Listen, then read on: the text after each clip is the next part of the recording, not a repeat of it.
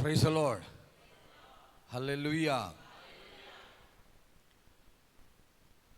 ನಮ್ಮ ಜೀವನದಲ್ಲಿ ಮತ್ತೊಂದು ದಿನವನ್ನು ಆಶೀರ್ವದಿಸಿಕೊಟ್ಟಂತಹ ದೇವರಿಗೆ ಸ್ತೋತ್ರಗಳನ್ನು ಸಲ್ಲಿಸೋಣ. ಹಲ್ಲೆಲೂಯಾ. ಪ್ರಾರ್ಥನೆ ಉಪವಾಸದ ಕೂಟಗಳ 4ನೆಯ ದಿನ. ಇವತ್ತು ನಮ್ಮ ಜೀವನದಲ್ಲಿ ದೇವರು ಈ ವಿಶೇಷ ಸಮಯವನ್ನು ಅನುಗ್ರಹಿಸಿದ್ದಾನೆ. ಕಳೆದ 3 ದಿನಗಳಲ್ಲಿ ದೇವರು ಎಲ್ಲರನ್ನ ಅದ್ಭುತವಾದ ರೀತಿಯಲ್ಲಿ ನಡೆಸ್ತಾ ಬಂದಿದ್ದಾನೆ. ಆರಾಧನೆ, ದೇವರ ವಾಕ್ಯದ ಮೂಲಕವಾದಂತಹ ಆಲೋಚನೆಗಳು ನಮ್ಮನ್ನು ಆತ್ಮಿಕ ಜೀವನದಲ್ಲಿ ಬಲಗೊಳಿಸ್ತಾ ಬಂದಿದೆ. ಸ್ತೋತ್ರ. ಹೀಗೆ ಒಂದು ವಾರದ ಈ ಪ್ರಾರ್ಥನೆಯ ಕೂಟಗಳನ್ನು ಇಟ್ಟುಕೊಂಡಿರುವಂಥದ್ದು ನಮ್ಮ ಆತ್ಮಿಕ ಬೆಳವಣಿಗೆ ಬಹಳಷ್ಟು ಪ್ರಾಮುಖ್ಯವಾದದ್ದು ಎಂಬುದನ್ನು ದೇವರು ಅರಿತಿದ್ದಾನೆ. ಹಲ್ಲೆಲೂಯಾ. ಅದಕ್ಕೆ ಸುಂದರವಾದ ಸಮಯಗಳನ್ನು ದೇವರು ಕೊಟ್ಟಿದ್ದಾನೆ. ನನ್ನ ಕೆಲಸ ಕಾರ್ಯಗಳು, ಜವಾಬ್ದಾರಿಗಳಿದ್ದಾಗಿಯೂ ಕೂಡ ಅದನ್ನೆಲ್ಲ ಬದಿಗೊತ್ತಿ ಸ್ವಲ್ಪ ಸಮಯವನ್ನು ದೇವರ ಸನ್ನಿಧಿಯಲ್ಲಿ ಕಳೆಯುವುದಕ್ಕಾಗಿ ಸೇರಿ ಬಂದಂಥ ನಿಮ್ಮೆಲ್ಲರನ್ನ ದೇವರು ಹೇರಳವಾಗಿ ಆಶೀರ್ವಾದ ಮಾಡಲಿ. ಸ್ತೋತ್ರ. ನನಗೆ ಅವಕಾಶವನ್ನು ಕಲ್ಪಿಸಿಕೊಟ್ಟ ಸರ್ವಶಕ್ತನಾದ ದೇವರಿಗೆ ಮತ್ತೊಮ್ಮೆ ವಂದನೆ ಸಲ್ಲಿಸ್ತೇನೆ. ಸಭಾಪಾಲಕರು, ನನ್ನ ತಮ್ಮನೂ ಆಗಿರುವಂತಹ ಪಾಸ್ಟರ್ ಕುರಿಯನ್ ಥಾಮಸ್ ಅವರಿಗೆ ಪ್ರತ್ಯೇಕವಾದ ವಂದನೆಗಳನ್ನು ಸಲ್ಲಿಸ್ತೇನೆ. ಹಾಗೆಯೇ ಪಾಸ್ಟರ್ ಜೇಕಬ್ ಅವರಿಗೂ ಕೂಡ ಪ್ರತ್ಯೇಕವಾದ ವಂದನೆಗಳು. ಸಭೆಯ ಎಲ್ಲ ಹಿರಿಯ ಸಹೋದರ ಸಹೋದರಿಯರಿಗೂ, ಯೌವನಸ್ಥ ಮಕ್ಕಳಿಗೂ, ಚಿಕ್ಕ ಮಕ್ಕಳಿಗೂ, ಎಲ್ಲರಿಗೂ ಯೇಸು ಕ್ರಿಸ್ತನ ಮಧುರವಾದ ನಾಮದಲ್ಲಿ ವಂದನೆಗಳನ್ನು ಸಲ್ಲಿಸುತ್ತೇನೆ. ಹಲ್ಲೆಲೂಯಾ. ಹಲ್ಲೆಲೂಯಾ. ನಾವು ಎಲ್ಲದಕ್ಕೂ ದೇವರಿಗೆ ಸ್ತೋತ್ರ ಮಾಡುವವರಾಗಿರಬೇಕು. ಸ್ತೋತ್ರ. ಆ ಒಂದು ಅಭ್ಯಾಸವನ್ನು ನಾವು ಪ್ರಾಕ್ಟೀಸ್ ಮಾಡಿಕೊಳ್ಬೇಕು. ಪ್ರತಿಯೊಂದಕ್ಕೂ ದೇವರಿಗೆ ಸ್ತೋತ್ರ ಸಲ್ಲಿಸುವುದು. ಹಲ್ಲೆಲೂಯಾ. ಅದು ಒಳ್ಳೆಯದೇ ಬರಲಿ, ಕೆಟ್ಟದ್ದೇ ಬರಲಿ, ಆ ಸಂದರ್ಭಗಳಲ್ಲಿಯೂ ಕೂಡ ಅದು ದೇವರ ಚಿತ್ತ ಎಂಬುದಾಗಿ ತಿಳಿದು ನಾವು ಅದಕ್ಕೆ ದೇವರಿಗೆ ಸ್ತೋತ್ರವನ್ನು ಸಲ್ಲಿಸುವಂಥವರಾಗಿರಬೇಕು. ಸ್ತೋತ್ರ. ಈ ದಿನ ಸ್ವಲ್ಪ ಸಮಯ ನಾವು ದೇವರ ವಾಕ್ಯವನ್ನು ಧ್ಯಾನಿಸಿಕೊಳ್ಳೋಣ. ನಿನ್ನೆ ದಿನ ನಾವು ದೇವರ ದೃಷ್ಟಿಯಲ್ಲಿ ಯಾರು ಬುದ್ಧಿವಂತನು ಎಂಬಂತಹ ವಿಷಯದ ಕುರಿತಾಗಿ ಕೆಲವು ಆಲೋಚನೆಗಳನ್ನು ತಿಳಿದುಕೊಂಡೆವು. ಸ್ತೋತ್ರ. ಅದಕ್ಕೆ ಆಧಾರವಾಗಿರುವ ಕೆಲವು ವಚನ ಭಾಗಗಳನ್ನು ಕೂಡ ನಾವು ಓದಿದೆವು. ದೇವರ ವಾಕ್ಯ ನಮಗೆ ಬೇಕಾಗಿರುವಂತಹ ಮಾರ್ಗ ನಿರ್ದೇಶನಗಳನ್ನು, ಆಲೋಚನೆಗಳನ್ನು ನೀಡಿ ನಮ್ಮನ್ನು ಆತ್ಮಿಕ ಜೀವನದಲ್ಲಿ ಉನ್ನತ ಮಟ್ಟಕ್ಕೆ ನಡೆಸುವಂಥವನಾಗಿದ್ದಾನೆ. ಸ್ತೋತ್ರ. ಕ್ರಿಸ್ತ ಯೇಸುವಿನಲ್ಲಿ ನಾವೆಲ್ಲರೂ ರಕ್ಷಣೆ ಹೊಂದಿ ವಿವಿಧ ಹಿನ್ನೆಲೆಗಳಿಂದ ರಕ್ಷಣೆಗೆ ಬಂದವರಾಗಿದ್ದೇವೆ. ಆದರೂ ಕ್ರಿಸ್ತ ಯೇಸುವಿನಲ್ಲಿ ಬಂದಾಗ ಯೇಸು ಕ್ರಿಸ್ತನಲ್ಲಿ ನಾವು ದೃಢವಾಗಿ ಸ್ಥಿರವಾಗಿ ನಿಂತುಕೊಳ್ಳಬೇಕು. ಯೇಸು ಕ್ರಿಸ್ತನಲ್ಲಿ ಆತನ ಪರಿಪೂರ್ಣತೆಗೆ ನಾವು ಬರಬೇಕು. ಆತ ನಮಗಾಗಿ ಸಿದ್ಧ ಮಾಡುವಂತಹ ಆ ನಿತ್ಯ ರಾಜ್ಯದಲ್ಲಿ ನಾವು ಸೇರಬೇಕು. ಆತನೊಂದಿಗೆ ಸದಾಕಾಲ ಇರುವುದಕ್ಕಾಗಿ ನಾವು ನಮ್ಮ ಜೀವನದಲ್ಲಿ ಸಿದ್ಧರಾಗಬೇಕು. ಹಲ್ಲೆಲೂಯಾ. ಆ ಸಿದ್ಧತೆಗಳು ನಮ್ಮ ಜೀವನದಲ್ಲಿ ನಾವು ಏರ್ಪಡಿಸಿಕೊಂಡು ಅದಕ್ಕೆ ಅನುಗುಣವಾದ ನಮ್ಮ ಜೀವಿತವನ್ನು ನಾವು ಮುಂದಕ್ಕೆ ನಡೆಸುವಂಥವರಾಗಬೇಕು.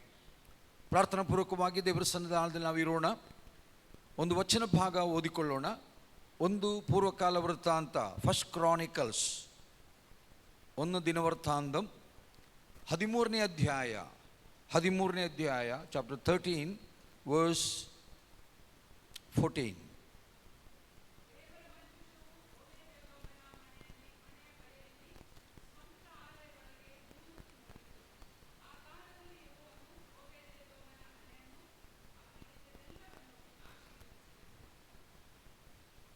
ದೇವರ ಮಂಜೂಷವು ಓಬೇದೆದೋಮನ ಮನೆಯ ಬಳಿಯಲ್ಲಿ ಸ್ವಂತ ಆಲಯದೊಳಗೆ 3 ತಿಂಗಳು ಇತ್ತು. ಆ ಕಾಲದಲ್ಲಿ ಯೆಹೋವನು ಓಬೇದೆದೋಮನ ಮನೆಯನ್ನು ಅವನಿಗಿದ್ದುದೆಲ್ಲವನ್ನೂ ಆಶೀರ್ವದಿಸಿದನು. ಹಲ್ಲೆಲೂಯಾ. ಒಂದು ನಿಮಿಷ ಕಣ್ಣುಗಳ ಮುಚ್ಚೋಣ, ಪ್ರಾರ್ಥನೆ ಮಾಡೋಣ. ಕರ್ತನೇ, ನಾವು ಓದಿರುವ ವಚನ ಭಾಗಕ್ಕಾಗಿ ಸ್ತೋತ್ರ. ಈ ವಾಕ್ಯದಲ್ಲಿ ನಾವು ಧ್ಯಾನಿಸುವಾಗ ಪರಿಶುದ್ಧಾತ್ಮ ದೇವರೇ ನಮ್ಮ ಮನೋನೇತ್ರಗಳನ್ನು ಬೆಳಗಿಸು ಎಂದು ನಾವು ಪ್ರಾರ್ಥಿಸಿಕೊಳ್ಳುತ್ತೇವೆ. ನಾವು ಕರ್ತನಲ್ಲಿ ನೂತನವಾದ ಅನುಭವಗಳನ್ನು ಪಡೆದುಕೊಳ್ಳಬೇಕು. ನಿನ್ನ ಆಶೀರ್ವಾದಗಳಿಗೆ ನಾವು ಪಾತ್ರರಾಗಬೇಕು. ನಿನ್ನ ವಾಕ್ಯದ ಮೂಲಕವಾಗಿ ನಮ್ಮ ಸಂಗಡ ಮಾತನಾಡು. ಕೃಪೆಯನ್ನು ಅನುಗ್ರಹಿಸು, ಬಲಪಡಿಸು. ಯೇಸು ನಾಮದಲ್ಲಿ ಪ್ರಾರ್ಥಿಸಿದ್ದೇವೆ ತಂದೆ, ಆಮೇನ್. ಆಮೇನ್. ಹಳೆಯ ಒಡಂಬಡಿಕೆಯ ಭಾಗದಲ್ಲಿ ನಾವು ಈ ವಚನ ಭಾಗವನ್ನು ಓದಿದೆವು. ದೇವರು ತನಗೋಸ್ಕರವಾಗಿ ಒಂದು ಜನಾಂಗವನ್ನು ಆರಿಸಿಕೊಂಡನು. ಹಳೆಯ ಒಡಂಬಡಿಕೆಯ ಆ ವಚನ ಭಾಗವನ್ನು ನಾವು ಕಲಿಯುವಾಗ ಗೊತ್ತಾಗುತ್ತದೆ, ಅದು ಇಸ್ರಾಯೇಲ್ ಜನಾಂಗ ಎಂಬುದಾಗಿ. ಅವರು ಅಬ್ರಹಾಮನ ಸಂತತಿಯವರು. ಒಂದು ಪ್ರಶ್ನೆ ನಾನು ನಿಮಗೆ ಕೇಳುತ್ತೇನೆ. ಈ ಲೋಕದಲ್ಲಿ ದೇವರು ಮನುಷ್ಯನ ಉಂಟು ಮಾಡಿ ಎಷ್ಟು ವರ್ಷಗಳಾಗಿರಬಹುದು? ಈ ಲೋಕದಲ್ಲಿ ಬೈಬಲ್ ಪ್ರಕಾರ ಬೇರೆ ಕೆಲವೊಂದು ಏನು ಸಬ್ಜೆಕ್ಟ್ಗಳನ್ನು ಕಲಿಯುವ ಬೇರೆ ಬೇರೆ ರೀತಿಯಲ್ಲಿ ಹೇಳುತ್ತದೆ. ಆದರೆ ನಮಗೆ ಇರುವಂಥ ಆಧಾರ ದೇವರ ವಚನ ಬೈಬಲ್. ಈ ಬೈಬಲ್ ಪ್ರಕಾರವಾಗಿ ಸತ್ಯವೇದವನ್ನು ನಾವು ಕಲಿಯುವಾಗ ಮನುಷ್ಯನನ್ನು ದೇವರು ಈ ಲೋಕದಲ್ಲಿ ಸೃಷ್ಟಿ ಮಾಡಿ ಹೆಚ್ಚು ಕಡಿಮೆ ಎಷ್ಟು ವರ್ಷಗಳಾಗಿರಬಹುದು? 6,000 ವರ್ಷಗಳು. ಅಂದರೆ ಕ್ರಿಸ್ತ ಪೂರ್ವ ಮತ್ತು ಕ್ರಿಸ್ತ ಶಕ. ಯೇಸು ಕ್ರಿಸ್ತನಿಗಿಂತ ಪೂರ್ವ ಆದಾಮನ ತನಕ, ಆದಾಮನಿಂದ ಹಿಡಿದು ಯೇಸು ಕ್ರಿಸ್ತನವರೆಗೆ ಹೆಚ್ಚು ಕಡಿಮೆ 4,000 ವರ್ಷಗಳು ಎಂಬುದಾಗಿ ನಾವು ಆ ಕಾಲಕ್ರಮವನ್ನು ಕಲಿಯುವಾಗ ಗೊತ್ತಾಗುತ್ತದೆ. ಆನಂತರ ಯೇಸು ಕ್ರಿಸ್ತನ ನಂತರ ಇಲ್ಲಿಗೆ 2,000 ವರ್ಷಗಳು ದಾಟಿದವು. ಆದಾಮನಿಂದ ಹಿಡಿದು ಅಬ್ರಹಾಮನ ತನಕ ಗಮನಿಸುವಾಗ ಹೆಚ್ಚು ಕಡಿಮೆ 1,000 ವರ್ಷಗಳು ದಾಟಿ ಹೋದವು. ಎಷ್ಟು? 1,000 ವರ್ಷಗಳು. ಹಾಗೆ ದೇವರು ಅಬ್ರಹಾಮನನ್ನು ಕರೆದನು. ಅಬ್ರಹಾಮನನ್ನು ಕರೆದಾಗ ಅವನು ಮೆಸೊಪೊತಾಮ್ಯ ಎಂಬಂತಹ ಆ ಒಂದು ಪಟ್ಟಣದಲ್ಲಿದ್ದವನು. ಅಂದರೆ ಈಗಿನ ಇರಾಕ್ ದೇಶದಲ್ಲಿ. ಅಲ್ಲಿಂದ ದೇವರು ಅವನನ್ನು ಕರೆದು ಪ್ರತ್ಯೇಕಿಸಿದನು. ಅವನು ಅನ್ಯ ವಿಗ್ರಹಗಳನ್ನು ಮಾಡಿ ಅದನ್ನು ಮಾರಾಟ ಮಾಡುತ್ತಿದ್ದಂಥ ಒಬ್ಬ ವ್ಯಕ್ತಿಯಾಗಿದ್ದು, ಸತ್ಯದೇವರನ್ನು ಅರಿತವನಾಗಿರಲಿಲ್ಲ. ಆದರೆ ಸತ್ಯದೇವರು ಅವನಿಗೆ ಪ್ರಕಟವಾಗಿ ಅವನೊಂದಿಗೆ ಮಾತನಾಡುತ್ತಾನೆ. ಅವನನ್ನು ದೇವರು ತನಗೋಸ್ಕರವಾಗಿ ಆರಿಸಿಕೊಂಡನು. ಅವನ ಮೂಲಕವಾಗಿ ಒಂದು ಜನಾಂಗವನ್ನು ದೇವರು ತನಗಾಗಿ ರೂಪಿಸುವುದಕ್ಕೋಸ್ಕರವಾಗಿ ಅವನ್ನ ಆರಿಸಿ ಎಲ್ಲಿಗೆ ಕರೆತಂದನು? ಕನಾನ್ ದೇಶಕ್ಕೆ ಕರೆತಂದನು. ಹಾಲೆಲೂಯ್ಯ. ಅಲ್ಲಿಂದ ಅವನ ಸಂತತಿಗಳು ಹಾಗೆಯೇ ಹುಟ್ಟಿ ಮುಂದಕ್ಕೆ ಬಂದು ಮೋಶೆಯ ಸಮಯಕ್ಕೆ ಬಂದಾಗ, ಯಾರ ಸಮಯ? ಮೋಶೆ ಸಮಯಕ್ಕೆ ಬಂದಾಗ ಹೆಚ್ಚು ಕಡಿಮೆ 500 ವರ್ಷಗಳು ಮತ್ತೆ ದಾಟಿ ಹೋದವು. ಆಗ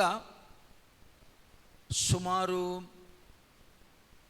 32 ಲಕ್ಷಕ್ಕಿಂತಲೂ ಹೆಚ್ಚು ಇಸ್ರಾಯೇಲ್ಯರು ಇದ್ದಂತಹ ಒಂದು ಸಂದರ್ಭವಾಗಿತ್ತು. ಅಂದರೆ ನಮ್ಗೆ ಗೊತ್ತು, ಯಾಕೋಬನ ಸಮಯದಲ್ಲಿ ಅವನ ಮಗನಾದ ಯೋಸೆಫನು ಮೊದಲು ಐಗುಪ್ತ ದೇಶಕ್ಕೆ ಹೋದ. ಅಲ್ಲಿಂದ ಯಾಕೋಬನು ಅವನ ಉಳಿದ ಮಕ್ಕಳೆಲ್ಲರೂ ಐಗುಪ್ತ ದೇಶಕ್ಕೆ ಹೋದರು. ಆ ದೇಶದ ಕನಾನ್ ದೇಶದಲ್ಲಿ ಏನು ಉಂಟಾಯಿತು? ಬರಗಾಲ ಉಂಟಾದ ಕಾರಣ ಅವರು ಆಹಾರವನ್ನು ಹುಡುಕಿ ಎಲ್ಲಿಗೆ ಹೋದರು? ಐಗುಪ್ತ ದೇಶಕ್ಕೆ ಹೋದರು. ಕೊನೆಗೆ ಯೋಸೆಫನು ಅಲ್ಲಿನ ಪ್ರಧಾನಮಂತ್ರಿಯಾಗಿ ಕಾಣಿಸಿಕೊಂಡದ್ದರಿಂದ ಯಾಕೋಬನಿಗೂ ಉಳಿದ ಮಕ್ಕಳೆಲ್ಲರಿಗೂ ಅಲ್ಲಿ ಉಳಿಯೋದಕ್ಕೆ ಅವಕಾಶ ಸಿಕ್ಕಿತು. ಹಾಗೆ ಹೆಚ್ಚು ಕಡಿಮೆ 400 ವರ್ಷಕ್ಕಿಂತಲೂ ಹೆಚ್ಚು ಸಮಯ ಅವನ ಸಂತತಿಯವರು ಅಲ್ಲೇ ಬದುಕಿದರು. ಹಾಗಿರುವಾಗ ಅಲ್ಲಿನ ಆ ಜೀವನ ಅವರಿಗೇನಾಯಿತು? ತುಂಬ ಕಠಿಣವಾಯಿತು. ಯೋಸೇಫನನ್ನು ಅರಿಯದ ಫಾರೋನನು, ಅರಸನು ಆ ದೇಶದಲ್ಲಿ ಮುಂದಕ್ಕೆ ಬಂದಾಗ ಇಸ್ರಾಯೇಲ್ ಜನರಿಗೆ ಕಠಿಣ ದಿನಗಳಾಗಿತ್ತು. ಯೋಸೇಫನನ್ನು ಅರಿತಂತಹ ಫಾರೋನಿದ್ದಾಗ ಇಸ್ರಾಯೇಲರಿಗೆ ಏನು ತೊಂದರೆ ಇರಲಿಲ್ಲ, ಎಲ್ಲ ಅನುಕೂಲ ಮಾಡಿಕೊಡ್ತಿದ್ರು. ಆದರೆ ಬರ್ತಾ ಬರ್ತಾ ಮುಂದಕ್ಕೆ ಬಂದಂತಹ ಫಾರೋನರು ಅಥವಾ ಅರಸರುಗಳು ಏನು ಮಾಡಿದರು? ಈ ಇಸ್ರಾಯೇಲ್ ಜನಾಂಗವನ್ನು ಪೀಡಿಸುವುದಕ್ಕೆ ಪ್ರಾರಂಭಿಸಿದರು, ಹಿಂಸೆ ಕೊಡುವುದಕ್ಕೆ ಪ್ರಾರಂಭಿಸಿದರು, ಅವರಿಗೆ ತೊಂದರೆ ಕೊಡೋದಕ್ಕಾಗಿ ಪ್ರಾರಂಭಿಸಿದರು, ಕಷ್ಟ ಕೊಡೋದಕ್ಕಾಗಿ ಪ್ರಾರಂಭಿಸಿದರು. ಅವರನ್ನ ಗುಲಾಮತನದಲ್ಲಿಟ್ಟು ಅವರಿಂದ ಕೆಲಸ ಮಾಡಿಸ್ತಾ ಇದ್ದರು. ಹಾಗೆ ಇಸ್ರಾಯೇಲ್ ಜನರು ಕೊನೆಗೆ ಏನು ಮಾಡಿದರು? ದೇವರಿಗೆ ಮೊರೆ ಇಟ್ಟರು. ಹಾಲೆಲೂಯ್ಯ. ದೇವರಿಗೆ ಮೊರೆ ಇಟ್ಟರು. Praise the Lord. ದೇವರಿಗೆ ಮೊರೆ ಇಟ್ಟಾಗ ದೇವರು ಅವರನ್ನು ಬಿಡಿಸುವುದಕ್ಕಾಗಿ ಯೋಚನೆ ಹಾಕಿ ಮೋಶೆಯನ್ನು ಅದಕ್ಕೋಸ್ಕರವಾಗಿ ಒಬ್ಬ ಉದ್ಧಾರಕನಾಗಿ ದೇವರು ಎಬ್ಬಿಸ್ತಾ ಇದ್ದಾನೆ. ಹಲ್ಲೆಲೂಯಾ, ಸ್ತೋತ್ರ. ಮೋಶೆ ಮೂಲಕವಾಗಿ ದೇವರು ಇಸ್ರಾಯೇಲರನ್ನು ಬಿಡಿಸ್ತಾನೆ. ಅವರು ಪ್ರಯಾಣ ಮಾಡಿ, ಸ್ತೋತ್ರ, ಎಷ್ಟು ವರ್ಷಗಳು ಪ್ರಯಾಣ ಮಾಡಿದರು? ಎಷ್ಟು ವರ್ಷ ಪ್ರಯಾಣ ಮಾಡಿದರು?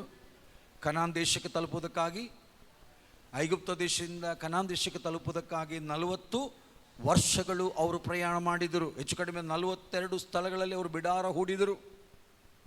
ಹಾಗೆ 40 ವರ್ಷಗಳ ಪ್ರಯಾಣದ ಬಳಿಕ ಎಲ್ಲಿ ಬಂದು ಸೇರಿದರು? ಕನಾನ್ ದೇಶಕ್ಕೆ ಬಂದು ಸೇರಿದರು. ಅವ್ರನ್ನ ಮುನ್ನಡೆಸಿದ್ದು ಪ್ರಾರಂಭದಲ್ಲಿ ಮೋಶೆ, ಆ ನಂತರ ಯಾರು? ಯೆಹೋಶುವನು ಅವರನ್ನು ಮುನ್ನಡೆಸಿ ಆ ಕನಾನ್ ದೇಶವನ್ನು ಸ್ವಾಧೀನಪಡಿಸಿಕೊಂಡನು. ಅವರಿಗೆ ಗೋತ್ರಗಳಿಗನುಸಾರವಾಗಿ, ಕುಲಗಳಿಗನುಸಾರವಾಗಿ ದೇಶವನ್ನು ವಿಭಜನೆ ಮಾಡಿ ಅವರಿಗೆ ಸ್ವಾಸ್ಥ್ಯವನ್ನು ಕೊಟ್ಟನು. ಯಾರು? ಯೆಹೋಶುವನು.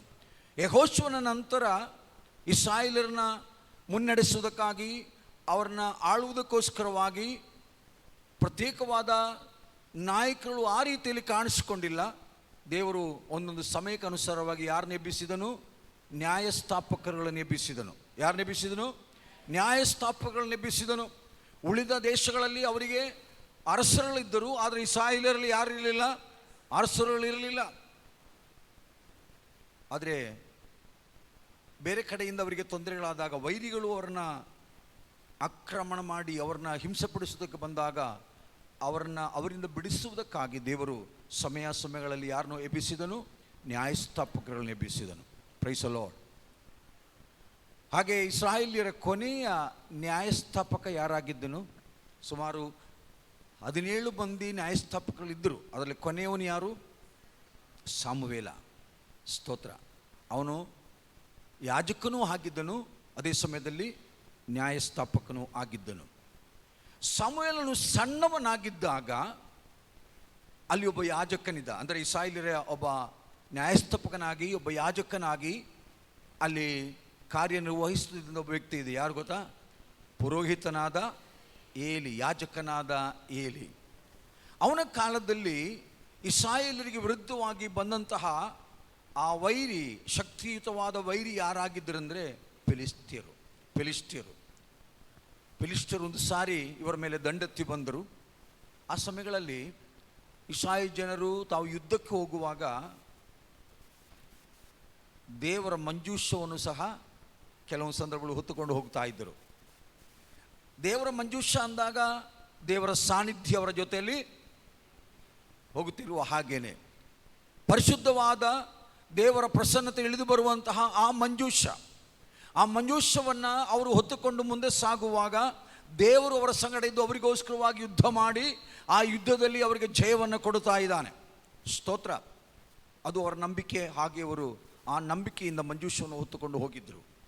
ಅನೇಕ ಸಾರಿ ದೇವರ ಅದ್ಭುತವಾದ ಕಾರ್ಯಗಳು ಅವರ ಆ ಜೀವನದಲ್ಲಿ, ಯುದ್ಧದಲ್ಲಿ ಎಲ್ಲ ಕಾಣಿಸಿಕೊಂಡು ಅವರಿಗೆ ಜಯ ದೊರಕಿತ್ತು. ಆದರೆ ಈ ಸಾರಿ ಏನಾಯಿತು ಅಂದರೆ, ಆ ಯುದ್ಧದಲ್ಲಿ ಇಸ್ರಾಯೇಲ್ಯರು ಸೋತರು. ಯಾಜಕನಾದ ಏಲಿಯನ ಸಮಯದಲ್ಲಿ ಫಿಲಿಷ್ಟಿಯರು ದಂಡೆತ್ತಿ ಬಂದಾಗ ಆ ಯುದ್ಧದಲ್ಲಿ ಯಾರು ಸೋತರು? ಇಸ್ರಾಯೇಲ್ಯರು ಸೋತರು. ಮಂಜೂಷವನ್ನು ಇವರು ತೆಗೆದುಕೊಂಡು ಹೋಗಿದ್ದರು, ಆದರೆ ಮಂಜೂಷ ಶತ್ರುಗಳ ಕೈವಶವಾಯಿತು. ನಾನು ಚರಿತ್ರೆ ನಿಮಗೆ ಸ್ವಲ್ಪ ಹೇಳ್ತಾ ಇದ್ದೇನೆ ಅಂತಾರೆ. ಯಾಕಂದರೆ ಈ ವಿಷಯ ನಿಮಗೆ ಅರ್ಥ ಮಾಡಿಕೊಳ್ಬೇಕು ಅಂತಾದರೆ ಅದು ಸ್ವಲ್ಪ ಚರಿತ್ರೆ ನಿಮಗೆ ಗೊತ್ತಾಗಬೇಕು. ಈ ಮಂಜೂಷವು ವೈರಿಗಳಾದ ಫಿಲಿಷ್ಟಿಯರ ಕೈವಶವಾಯಿತು. ಅವರು ಮಂಜೂಷವನ್ನು ತೆಗೆದುಕೊಂಡು ವಿವಿಧ ಕಡೆಗಳಲ್ಲಿ ಇಟ್ಟರು, ಆದರೆ ಅದೆಲ್ಲ ಅವರಿಗೇನಾಯಿತು? ಅವರಿಗೆ ಸಮಸ್ಯೆಯಾಗಿ ಬಂತು. ಮಹಾವ್ಯಾಧಿಯನ್ನು ಕೂಡ ದೇವರು ಆ ದೇಶದಲ್ಲಿ ಆ ಜನರಿಗೆ ತಂದನು. ಹಾಗಾಗಿ ಈ ಮಂಜೂಷದ ನಿಮಿತ್ತವಾಗಿ ಫಿಲಿಸ್ತಿಯರು ಭಾಳಷ್ಟು ತೊಂದರೆಗೊಳಗಾದಾಗ ಕೊನೆಗೆ ಅವರು ಏನು ನಿರ್ಧಾರ ಮಾಡಿದರು ಅಂದರೆ, ಈ ಮಂಜೂಷವನ್ನು ತಿರುಗಿ ಇಸ್ರಾಯೇಲರಿಗೆ ಒಪ್ಪಿಸಬೇಕೆಂಬ ನಿರ್ಧಾರಕ್ಕೆ ಬಂದರು. ಆದರೆ ಇದನ್ನು ತೆಗೆದುಕೊಂಡು ಹೋಗುವಂಥವ್ರು ಯಾರು? ಅದನ್ನು ಯಾರಿಗೂ ಮುಟ್ಟೋಕ್ಕಾಗುವುದಿಲ್ಲ. ಮುಟ್ಟಿದರೆ ಅಲ್ಲೇ ಅವನದು ಕ್ಲೋಸ್. ಯಾಕಂದರೆ ಪರಿಶುದ್ಧವಾದ ಮಂಜೂಷ, ದೇವರ ಸಾನ್ನಿಧ್ಯ ಇರುವಂಥ ಮಂಜೂಷ, ಅದನ್ನು ಯಾರಿಗೂ ಮುಟ್ಟುವುದಕ್ಕೆ ಸಾಧ್ಯವಲ್ಲ. ಅದಕ್ಕೆ ನೇಮಕವಾದ ವ್ಯಕ್ತಿಗಳು ಮಾತ್ರ ಪರಿಶುದ್ಧವಾದ ರೀತಿಯಲ್ಲಿ ಅದನ್ನು ಸಮೀಪಿಸಬೇಕೇ ಹೊರತು, ಅದನ್ನು ಮುಟ್ಟಬೇಕೇ ಹೊರತು ಬೇರೆ ಯಾರಿಗೂ ಅದನ್ನು ಮುಟ್ಟುವುದಕ್ಕೆ ಸಾಧ್ಯವೇ ಅಲ್ಲ. ಅದು ಅವರಿಗೆ ಗೊತ್ತಿತ್ತು, ಯಾರಿಗೆ? ಫಿಲಿಷ್ಟಿಯರಿಗೆ ಗೊತ್ತಿತ್ತು. ಆದ್ದರಿಂದ ಅವರು ಅದನ್ನು ಮುಟ್ಟುವುದಕ್ಕೆ ಹೋಗಲಿಲ್ಲ. ಬೇರೆ ಏನೋ ವ್ಯವಸ್ಥೆ ಮಾಡಿ ಒಂದು ಎತ್ತಿನ ಗಾಡಿಯಲ್ಲಿ ಆ ಮಂಜೂಷವನ್ನು ಅಲ್ಲಿಂದ ತರುವುದಕ್ಕಾಗಿ ಅವರು ಅದನ್ನು ಕಳಿಸಿಕೊಡುತ್ತಾ ಕೊನೆಗೆ ಒಬ್ಬ ವ್ಯಕ್ತಿಯ ಮನೆಗೆ ಅವರು ತಂದುಬಿಟ್ರು. ಯಾರ ಮನೆ ಅಂದರೆ ಅಬೀನಾದಾಬನ ಮನೆಯಲ್ಲಿ. 13ನೇ ಅಧ್ಯಾಯದಲ್ಲಿ ಬರುವಾಗ, ಸ್ತೋತ್ರ,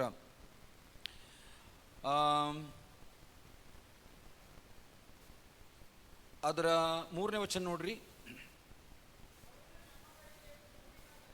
ಹಾಂ ಹಾಂ ಹಾಂ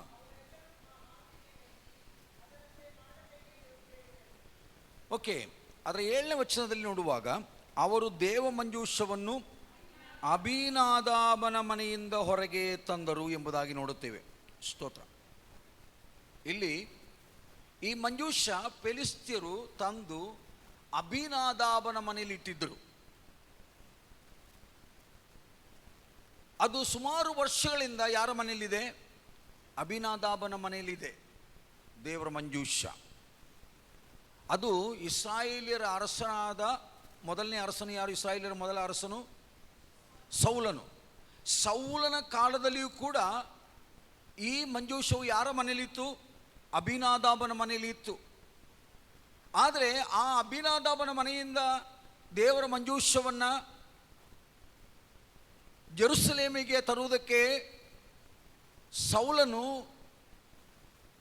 ಸಿದ್ಧವಾಗಲಿಲ್ಲ ಎಂಬುದಾಗಿ ದೇವರ ವಾಕ್ಯ ಹೇಳುತ್ತದೆ. ಆದ್ದರಿಂದ ವಚನ ಹೇಳುತ್ತದೆ, ಸೌಲನ ಕಾಲದಲ್ಲಿ ಅಲಕ್ಷ್ಯ ಮಾಡಿದ ದೇವರ ಮಂಜೂಷ ಅದನ್ನು ಈಗ ಅಲ್ಲಿಂದ ಹೊರತರುವುದಕ್ಕಾಗಿ ಪ್ರಯತ್ನ ಮಾಡುತ್ತಿರುವವನು ಯಾರು? ದಾವೀದನು. ಇಸ್ರಾಯೇಲ್ಯರ 2ನೇ ಅರಸನಾದ ದಾವೀದನು. ಸೌಲನು ಎಷ್ಟು ವರ್ಷ ಇಸ್ರಾಯೇಲ್ಯರನ್ನು ಆಳಿದನು?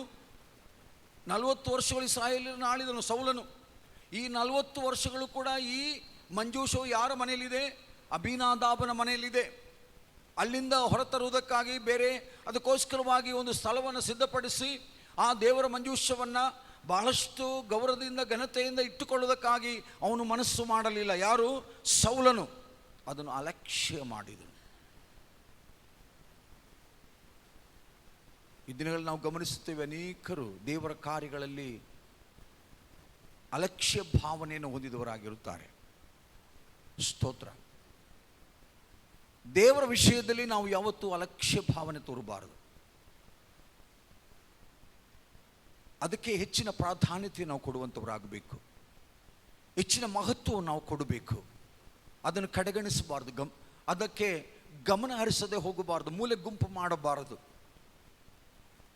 ದೇವರು, ದೇವರ ಕಾರ್ಯಗಳು, ಅದಕ್ಕೆ ನಾವು ಪ್ರಾಮುಖ್ಯತೆಯನ್ನು ನೀಡಿ, ಪ್ರಥಮ ಸ್ಥಾನವನ್ನು ನೀಡಿ ಆ ಕಾರ್ಯಗಳಲ್ಲಿ ನಾವು ಯಾವಾಗಲೂ ಆಸಕ್ತಿಯನ್ನು ತೋರಿ ಮುಂದಕ್ಕೆ ಬರುವಂಥವರಾಗಬೇಕು. ಆದರೆ ಸೌಲನು ಆ ಕಾರ್ಯಗಳನ್ನು ಅಲಕ್ಷ್ಯ ಮಾಡಿದನು. ನಂತರ ದಾವೀದನ ಸಮಯ ಬಂದಾಗ ಅವನು ಆ ಮಂಜೂಷವನ್ನು ಅಲ್ಲಿಂದ ತರುವುದಕ್ಕಾಗಿ ಏನು ಮಾಡಿದ? ಮನಸ್ಸು ಮಾಡಿದ. ಸ್ತೋತ್ರ. ಅದಕ್ಕಾಗಿ ಬೇಕಾಗಿ ಎಲ್ಲ ಸಿದ್ಧತೆಗಳನ್ನು ಮಾಡಿದರು. ಸ್ತೋತ್ರ. ಇಲ್ಲಿ ನಾವು ಓದಿರುವಂಥ ವಚನ, ಈಗ ಅಬೀನಾದಾಬನ ಮನೆಯಲ್ಲಿ ಸುಮಾರು ವರ್ಷಗಳಿಂದ ಇದ್ದಂತಹ ಈ ಮಂಜೂಷವನ್ನು, ಈ ಪೆಟ್ಟಗಂ, ಈ ಮಂಜೂಷವನ್ನು ಅವನು ಈಗ ದಾವೀದ ನಗರಕ್ಕೆ ತರುವುದಕ್ಕೋಸ್ಕರವಾಗಿ ಸಿದ್ಧವಾದನು. ಯಾರು? ದಾವೀದನು. ಸ್ತೋತ್ರ. ಅದಕ್ಕಾಗಿರುವ ಎಲ್ಲ ಏರ್ಪಾಟುಗಳನ್ನು ಮಾಡಿದ್ದಾನೆ. ಈಗ ಅಬೀನಾದಾಬನ ಮನೆಯಿಂದ ಒಂದು ಎತ್ತಿನ ಗಾಡಿಯಲ್ಲಿ ಈ ಮಂಜೂಷವನ್ನು ತರುತ್ತಾ ಇದ್ದಾನೆ. ತಂದಾಗ ದಾರಿ ಮಧ್ಯದಲ್ಲಿ ಸಮಸ್ಯೆ ಉಂಟಾಯಿತು, ಏನೋ ಹೆಚ್ಚು ಕಡಿಮೆ ಆಯಿತು. ಆಗ ಈ ಅಬೀನಾದಾಬನ ಮಗನು ಮಂಜೂಷ ಬೀಳಬಾರ್ದು ಅಂತ ಅದನ್ನು ಹಿಡಿಯೋಕ್ಕೆ ಹೋದ. ಉಜ್ಜನು, ಅವನ ಹೆಸರು ಉಜ್ಜನು ಅಂತ ಇದೆ. ಅಲ್ಲಿ ಹಿಡಿಯೋಕ್ಕೆ ಹೋದ. ಏನಾಯಿತು? ದೇವರು ಅವನನ್ನಲ್ಲಿ ಹೊಡೆದು ಸಾಯಿಸಿದನು ಎಂಬುದಾಗಿ ನೋಡುತ್ತೇವೆ. ಹಲ್ಲೆಲೂಯಾ. ಮಂಜೂಷವನ್ನು ಅಶುದ್ಧವಾದ ಕೈಗಳಿಂದ ಮುಟ್ಟುವುದಕ್ಕಾಗಿ ಹೋದಾಗ ದೇವರು ಅವನನ್ನು ಅಲ್ಲೇ ಹೊಡೆದು ಸಾಯಿಸಿದನು. ಆ ಘಟನೆ ನಡೆದಾಗ ದಾವೀದನೂ ಸೇರಿ ಎಲ್ಲರೂ ಭಯಪಟ್ಟರು. ಇನ್ನೇನು ಮಾಡುವುದು? ಈ ಮಂಜೂಷವನ್ನು ಅಲ್ಲಿಂದ ಮುಂದಕ್ಕೆ ಹೇಗೆ ತರುವುದು? ಎಲ್ಲಿ ಇಡಬೇಕಿದನ್ನು ಹಾಗೆ ವಿಚಾರ ಮಾಡಿದಾಗ ಅವರಿಗೊಂದು ಮನೆ ಸಿಕ್ಕಿತು. Hallelujah, hallelujah. ಒಂದು ಮನೆ ಅವರಿಗೆ ಸಿಕ್ಕಿತು, ಒಬ್ಬ ವ್ಯಕ್ತಿಯ ಮನೆ ಸಿಕ್ಕಿತು. ಆ ಮನೆಯ ವಿಷಯದಲ್ಲಿ ನಾವಿಲ್ಲಿ ನೋಡುತ್ತೇವೆ, ಆ ವ್ಯಕ್ತಿಯ ವಿಷಯದಲ್ಲಿ ನಾವಿಲ್ಲಿ ನೋಡುತ್ತೇವೆ. ನಾವು ಓದಿದ ವಚನ ಯಾವುದು? ದೇವರ ಮಂಜೂಷವನ್ನು ಎಲ್ಲಿಗೆ ತಂದಿಟ್ಟರು? ಓಬೇದೆದೋಮನ ಮನೆಗೆ ತಂದಿಟ್ಟರು. Praise the Lord, hallelujah. ಈ ಓಬೇದೆದೋಮನು ಯಾರು? ಅವನ ವಿಷಯವಾಗಿ ಕೆಲವೊಂದು ವಾಕ್ಯಗಳು ಬೇರೆ ಬೇರೆ ಭಾಗದಲ್ಲಿ ಹೇಳುತ್ತಾ ಇದೆ. ಓಬೇದೆದೋಮನ ವಿಷಯದಲ್ಲಿ ಅವನು, ವಾಕ್ಯ ಎಲ್ಲ ಓದುವುದಕ್ಕೆ ಸಮಯ ಇಲ್ಲ, ಆದರೆ ನಾನು ಅದನ್ನು ಸಂಕ್ಷಿಪ್ತವಾಗಿ ನಿಮಗೆ ಹೇಳುತ್ತೇನೆ. ಅದರ 6ನೇ ಅಧ್ಯಾಯದ 1ನೇ ವಚನದಲ್ಲಿ ಅಬೀನಾದಾಬನ ಮನೆಯ ಕುರಿತಾಗಿ ಹೇಳುತ್ತದೆ. 6ನೇ ಅಧ್ಯಾಯದ 7ನೇ ವಚನದಲ್ಲಿ ಎತ್ತುಗಳು ಎಡವಿದ ವಿಷಯದಲ್ಲಿ ಹೇಳುತ್ತದೆ. 6ನೇ ಅಧ್ಯಾಯ 9-10 ವಚನಗಳಲ್ಲಿ ನಂತರ ಮಂಜೂಷವನ್ನು ಓಬೇದೆದೋಮನ ಮನೆಯಲ್ಲಿ ಇಟ್ಟನು ಎಂಬಂಥ ವಿಷಯಗಳನ್ನು ಕೂಡ ನಾವು ನೋಡುತ್ತೇವೆ. ನಂತರ ಅದೇ ಪೂರ್ವಕಾಲ ವೃತ್ತಾಂತ 1 ಪೂರ್ವಕಾಲ ವೃತ್ತಾಂತ 15ನೇ ಅಧ್ಯಾಯದ 21ನೇ ವಚನಕ್ಕೆ ಬರುವಾಗ ಈ ಓಬೇದೆದೋಮನು ಯಾರು ಎಂಬುದರ ವಿಷಯವಾಗಿ ಹೇಳುತ್ತದೆ. ಅವನು ಒಬ್ಬ ಗಾಯನದ ನಾಯಕನಾಗಿದ್ದನು, ಅಂದರೆ ಸ್ವರಮಂಡಲ ಕಿನ್ನರಿಗಳನ್ನು ಬಾರಿಸುವನಾಗಿದ್ದನು. 15ನೇ ಅಧ್ಯಾಯ 24ನೇ ವಚನ ನೋಡುವಾಗ ಅವನು ಮಂಜೂಷದ ಆಲಯದ ದ್ವಾರಪಾಲಕನಾಗಿದ್ದನು. ಮಂಜೂಷದ ಮುಂದೆ ದೇವಾರಾಧನೆ ನಡೆಸುವಂಥವನಾಗಿದ್ದನು.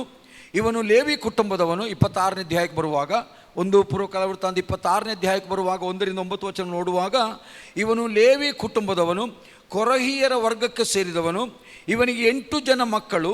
ಇವರೆಲ್ಲರೂ ಕರ್ತನ ಸೇವೆಯಲ್ಲಿ ಗಟ್ಟಿಗರು, ಸಮರ್ಥರು ಆಗಿದ್ದರು. ಇದು ಓಬೇದೆದೋಮನ ಒಂದು ಸಣ್ಣ ಚರಿತ್ರೆ, ಕಿರುಪರಿಚಯ. ಅವನು ದೇವರ ಮಂಜೂಷದ ಸೇವೆಯಲ್ಲಿ, ದೇವರ ಕಾರ್ಯಗಳನ್ನು ನೋಡುವ ವಿಷಯದಲ್ಲಿ ಅವನು ಗಮನ ಹರಿಸಿದಂಥ ಒಬ್ಬ ವ್ಯಕ್ತಿ ಆಗಿದ್ದರಿಂದ ದಾವೀದನಿಗೆ ತಕ್ಷಣ ಯಾರ ನೆನಪು ಬಂತು? ಓಬೇದೆದೋಮನ ನೆನಪು ಬಂತು. ಸ್ತೋತ್ರ. ಈಗ ಈ ಮಂಜೂಷವನ್ನು ಎಲ್ಲಿಗೆ ತರ್ತಾ ಇದ್ದಾರೆ? ಅವನ ಮನೆಗೆ ತರುತ್ತಾ ಇದ್ದಾರೆ. ಸ್ತೋತ್ರ. ಎಲ್ಲಿಂದ ತರುತ್ತಾ ಇದ್ದಾರೆ? ಅಬೀನಾದಾಬನ ಮನೆಯಿಂದ ಓಬೇದೆದೋಮನ ಮನೆಗೆ ತರುತ್ತಾ ಇದ್ದಾರೆ. ಈಗ ಓಬೇದೆದೋಮನ ಮನೆಯಲ್ಲಿ ಇಟ್ಟಂಥ ಈ ಮಂಜೂಷದ ನಿಮಿತ್ತವಾಗಿ ವಾಕ್ಯ ಹೇಳುತ್ತದೆ, ಆ ಕಾಲದಲ್ಲಿ ಯೆಹೋವನು ಓಬೇದೆದೋಮನನ್ನು, ಅವನ ಮನೆಯನ್ನು, ಅವನಿಗಿದ್ದದ್ದೆಲ್ಲವನ್ನು ಆಶೀರ್ವದಿಸಿದನು. ಒಂದು ಹಾಲೆಲೂಯಾ ಹೇಳ್ಬೋದಾ? ಹಾಲೆಲೂಯಾ. ಎಷ್ಟು ಸಮಯ ಈ ಮಂಜೂಷವನ ಮನೆಯಲ್ಲಿತ್ತು? ಕೇವಲ 3 ತಿಂಗಳು. ಆದರೆ ಅಬೀನಾದಾಬನ ಮನೆಯಲ್ಲಿ ಸುಮಾರು 40 ವರ್ಷಗಳಿಗಿಂತಲೂ ಹೆಚ್ಚು ಸಮಯ ಅವನ ಮನೆಯಲ್ಲಿತ್ತು. ಅಬೀನಾದಾಬನ ಮನೆಯಲ್ಲಿ ದೇವರ ಮಂಜೂಷ ಇದ್ದಾಗ ದೇವರು ಅವನನ್ನು ಆಶೀರ್ವದಿಸಿದನು ಎಂಬುದಾಗಿ ಯಾವ ವಿಷಯವೂ ಅಲ್ಲಿ ಹೇಳುತ್ತಾ ಇಲ್ಲ. ಸ್ತೋತ್ರ. ಆದರೆ ಓಬೇದೆದೋಮನ ಮನೆಗೆ ದೇವರ ಮಂಜೂಷ ಬಂದಾಗ 3 ತಿಂಗಳಲ್ಲಿ, ಹಾಲೆಲೂಯಾ, ದೇವರ ಆಶೀರ್ವಾದಗಳು ಅವನ ಜೀವನದಲ್ಲಿ, ಅವನ ಕುಟುಂಬದಲ್ಲಿ ಧಾರಾಕಾರವಾಗಿ ದೇವರು ಸುರಿಸಿದ್ದಾನೆ. ಹಲ್ಲೆಲೂಯಾ. ಅದು ದಾವೀದನಿಗೂ ಕೂಡ ಕೇಳಿ ಬಂತು, ಎಲ್ಲ ಜನರಿಗೂ ಕೇಳಿ ಬಂತು, ಸುತ್ತಮುತ್ತಲೆಲ್ಲರೂ ಕೇಳಿದರು. ಇಷ್ಟೊಂದು ಬದಲಾವಣೆ ಇಷ್ಟು ಬೇಗದಲ್ಲಿ ಹೇಗೆ ಉಂಟಾಯಿತು ಎಂಬಂಥ ವಿಚಾರ ಬಂತು. ಸ್ತೋತ್ರ. ಹಲ್ಲೆಲೂಯಾ. ಇದಕ್ಕೆ ಕೆಲವು ಕಾರಣಗಳಿದೆ. ಸ್ತೋತ್ರ. ಈ ಓಬೇದೆದೋಮನನ್ನು ದೇವರು ಆಶೀರ್ವದಿಸುವುದಕ್ಕೆ ಕೆಲವೊಂದು ಕಾರಣಗಳಿದೆ. ಸ್ತೋತ್ರ. ಹಾಗೆ ದೇವರು ಸುಮ್ಮನೆ ಆಶೀರ್ವಾದ ಮಾಡುವುದಾಗಿದ್ದರೆ ಅಬೀನಾದಾಬನನ್ನು ದೇವರು ಆಶೀರ್ವಾದ ಮಾಡಬಹುದಾಗಿತ್ತು. ಆದರೆ ಅವನನ್ನು ಆಶೀರ್ವಾದ ಮಾಡಿದ ವಿಷಯದಲ್ಲಿ ಎಲ್ಲೂ ಏನೂ ಹೇಳುತ್ತಿಲ್ಲ. ಆದರೆ ಓಬೇದೆದೋಮನನ್ನು ಆಶೀರ್ವಾದ ಮಾಡಿದ ವಿಷಯದಲ್ಲಿ, ಸ್ತೋತ್ರ, ಅನೇಕ ಕಾರಣಗಳಿದೆ. ಈ ನಮ್ಮ ಜೀವನದಲ್ಲಿ ನಾವು ಹೊಂದುವಂಥ ದೇವರ ಆಶೀರ್ವಾದಗಳಿಗೆ ಕೆಲವೊಂದು ಕಾರಣಗಳಿದ್ದೇ ಇದೆ, ಇಲ್ವಾ? ಕೆಲವೊಮ್ಮೆ ನಾವು ಬೇರೆ ಯಾವ ಕಾರಣ ಇಲ್ಲದಿದ್ದರೂ ಕೂಡ ನಾವು ಹೀಗೆ ಹೇಳ್ತೇವೆ, ಯೇಸು ಕ್ರಿಸ್ತ ನಂಬಿದ್ದರಿಂದಲೇ ನಮ್ಮ ಜೀವನದಲ್ಲಿ ಈ ಬದಲಾವಣೆಗಳೆಲ್ಲ ಉಂಟಾಯಿತು. ಹಾಲೆಲೂಯಾ. ಯೇಸು ಕ್ರಿಸ್ತನಲ್ಲಿ ಬಂದ ಮೇಲೆ ನಮ್ಮ ಜೀವನದಲ್ಲಿ ಈ ಆಶೀರ್ವಾದಗಳೆಲ್ಲವೂ ದೊರಕಿತು. ಸ್ತೋತ್ರ. ನಮಗೆ ಹೇಳುವುದಕ್ಕಾಗಿರುವಂಥ ಸಾಕ್ಷಿ ಅದೇ ಆಗಿದೆ. ಸ್ತೋತ್ರ. ಬೇರೆ ಯಾವುದೂ ಅಲ್ಲ. ಯೇಸು ಕ್ರಿಸ್ತನೇ, ದೇವರೇ ನಮಗೆ ಈ ಆಶೀರ್ವಾದಗಳನ್ನು ಕೊಟ್ಟಿದ್ದಾನೆ. ಎಲ್ಲ ಆಶೀರ್ವಾದಗಳಿಗೂ ಮೂಲ ಕಾರಣನಾಗಿರುವಂತಹ ಆ ಯೇಸು ಸ್ವಾಮಿ ನನ್ನ ಜೀವನದಲ್ಲಿ ಈ ಬದಲಾವಣೆ, ನನ್ನ ಕುಟುಂಬದಲ್ಲಿ ಈ ಬದಲಾವಣೆಯನ್ನು, ನನ್ನ ಮಕ್ಕಳ ಜೀವನದಲ್ಲಿ ಬದಲಾವಣೆಯನ್ನು, ಎಲ್ಲ ಕಡೆಗಳಲ್ಲಿ ಆಶೀರ್ವಾದಗಳನ್ನು ಆ ಯೇಸು ಸ್ವಾಮಿ ಕೊಟ್ಟನು ಎಂಬುದಾಗಿ ನಾವು ಹೇಳುತ್ತೇವೆ. ಹಲ್ಲೆಲೂಯ, ಸ್ತೋತ್ರ. ಆದರೆ ಅಲಕ್ಷ್ಯ ಮಾಡಿದರೆ, ಗಮನ ಹರಿಸದೇ ಹೋದರೆ, ನಮಗೆ ತೋಚುವ ದಾರಿಯಲ್ಲಿ ನಾವು ಮುಂದೆ ಸಾಗಿದರೆ, ಯಾವತ್ತೂ ಕನಸಿನಲ್ಲಿ ಕೂಡ ನಿರೀಕ್ಷಿಸಬೇಡಿರಿ ದೇವರು ನಮ್ಮನ್ನು ಆಶೀರ್ವದಿಸ್ತಾನೆ ಎಂಬುದಾಗಿ. ಹಲ್ಲೆಲೂಯ. ದೇವರ ಆಶೀರ್ವಾದಗಳಿಗೆ ನಾವು ಯೋಗ್ಯರಾಗಿ ಕಾಣಿಸಿಕೊಳ್ಳಬೇಕು. ಆ ಯೋಗ್ಯತೆಯನ್ನು ನಮ್ಮ ಜೀವನದಲ್ಲಿ ನಾವು ಇಟ್ಟುಕೊಳ್ಳಬೇಕು. ಅದಕ್ಕನುಸಾರವಾಗಿ ನಾವು ವರ್ತಿಸಬೇಕಾಗಿದೆ. ಆಗ ಮಾತ್ರವೇ ದೇವರು ನಮ್ಮನ್ನು ಮೆಚ್ಚಿ ನಮ್ಮ ಜೀವನದಲ್ಲಿ ಆ ಪರಲೋಕದ ಆಶೀರ್ವಾದಗಳನ್ನು ಅನುಗ್ರಹಿಸ್ತಾನೆ. ದೇವರ ಆಶೀರ್ವಾದಗಳು ಯಾರಿಗೋಸ್ಕರವಾಗಿದೆ? ನಮಗಾಗಿ ಇರುವಂಥದ್ದು. ಹಲ್ಲೆಲೂಯ. ನನಗಾಗಿ ದೇವರು ಇಟ್ಟಿದ್ದಾನೆ, ನನಗಾಗಿ ದೇವರು ಸಂಗ್ರಹಿಸಿದ್ದಾನೆ, ಕೂಡಿಸಿದ್ದಾನೆ. ಅಲ್ಲಿ ಯಾವುದಕ್ಕೂ ಕೊರತೆ ಇಲ್ಲ, ಯಾವುದಕ್ಕೂ ಕಡಿಮೆ ಇಲ್ಲ. ದೇವರು ನನಗೋಸ್ಕರವಾಗಿ, ತನ್ನನ್ನು ಪ್ರೀತಿಸುವವರಿಗಾಗಿ ದೇವರು ಎಲ್ಲವನ್ನು ಇಟ್ಟಿದ್ದಾನೆ. ಸ್ತೋತ್ರ. ಆದರೆ ಅದನ್ನು ಹೊಂದಿಕೊಳ್ಳುವುದಕ್ಕಾಗಿರುವಂಥ ಕೆಲವು ನಿಬಂಧನೆಗಳು ನಮ್ಮ ಜೀವನದಲ್ಲಿದೆ. ಸ್ತೋತ್ರ. ದೇವರ ವಾಕ್ಯದಲ್ಲಿ ನಮಗೆ ಕೊಟ್ಟಿರುವಂಥದ್ದೆಲ್ಲ ಅದೇ ಅಲ್ವಾ? ಎಲ್ಲ ನಿಬಂಧನೆಗಳೇ ಕೊಟ್ಟಿದ್ದಾನೆ. ಹೀಗೆ ಮಾಡಿದರೆ, ಹಾಗೆ ಮಾಡಿದರೆ, ಸ್ತೋತ್ರ, ಆ ಕಾರ್ಯಗಳು ನಿನಗೆ ಸಫಲವಾಗುವುದು ಎಂಬುದಾಗಿ ದೇವರ ವಚನದಲ್ಲಿ ನೋಡುತ್ತೇವೆ. ಸ್ತೋತ್ರ. ಹಲ್ಲೆಲೂಯಾ. ಯಾವ ಕಾರಣಗಳಿಂದ ದೇವರು ಓಬೇದೆದೋಮನನ್ನು, ಅವನ ಮನೆಯವರನ್ನು, ಅವನಿಗಿದ್ದದೆಲ್ಲವನ್ನು ಆಶೀರ್ವಾದ ಮಾಡಿರಬಹುದು? ಅಲ್ಲಿ ಪ್ರತ್ಯೇಕವಾಗಿ ವಾಕ್ಯಗಳು ಹೇಳುತ್ತಾ ಇಲ್ಲ. ಆದರೆ ಅವನ ಆ ಮಂಜೂಷದ ವಿಷಯದಲ್ಲಿ ಅವನು ತೋರಿಸಿದಂತಹ ಆ ಒಂದು ಆಸಕ್ತಿಗಳು, ಅವನು ಮಾಡಿದಂಥ ಕಾರ್ಯಗಳು, ಅದನ್ನು ಏನು ಮಾಡ್ತದೆ? ನಮಗೆ ತಿಳಿ ಹೇಳುವಂಥದ್ದಾಗಿದೆ. ಸ್ತೋತ್ರ. ಮೊದಲನೇದಾಗಿ 13ನೇ ಅಧ್ಯಾಯ 14ನೇ ವಚನ ಓದಿರಿ. ಅದೇ 13ನೇ ಅಧ್ಯಾಯ 14ನೇ ವಚನ ಇನ್ನೊಂದು ಸಾರಿ ಓದಿರಿ.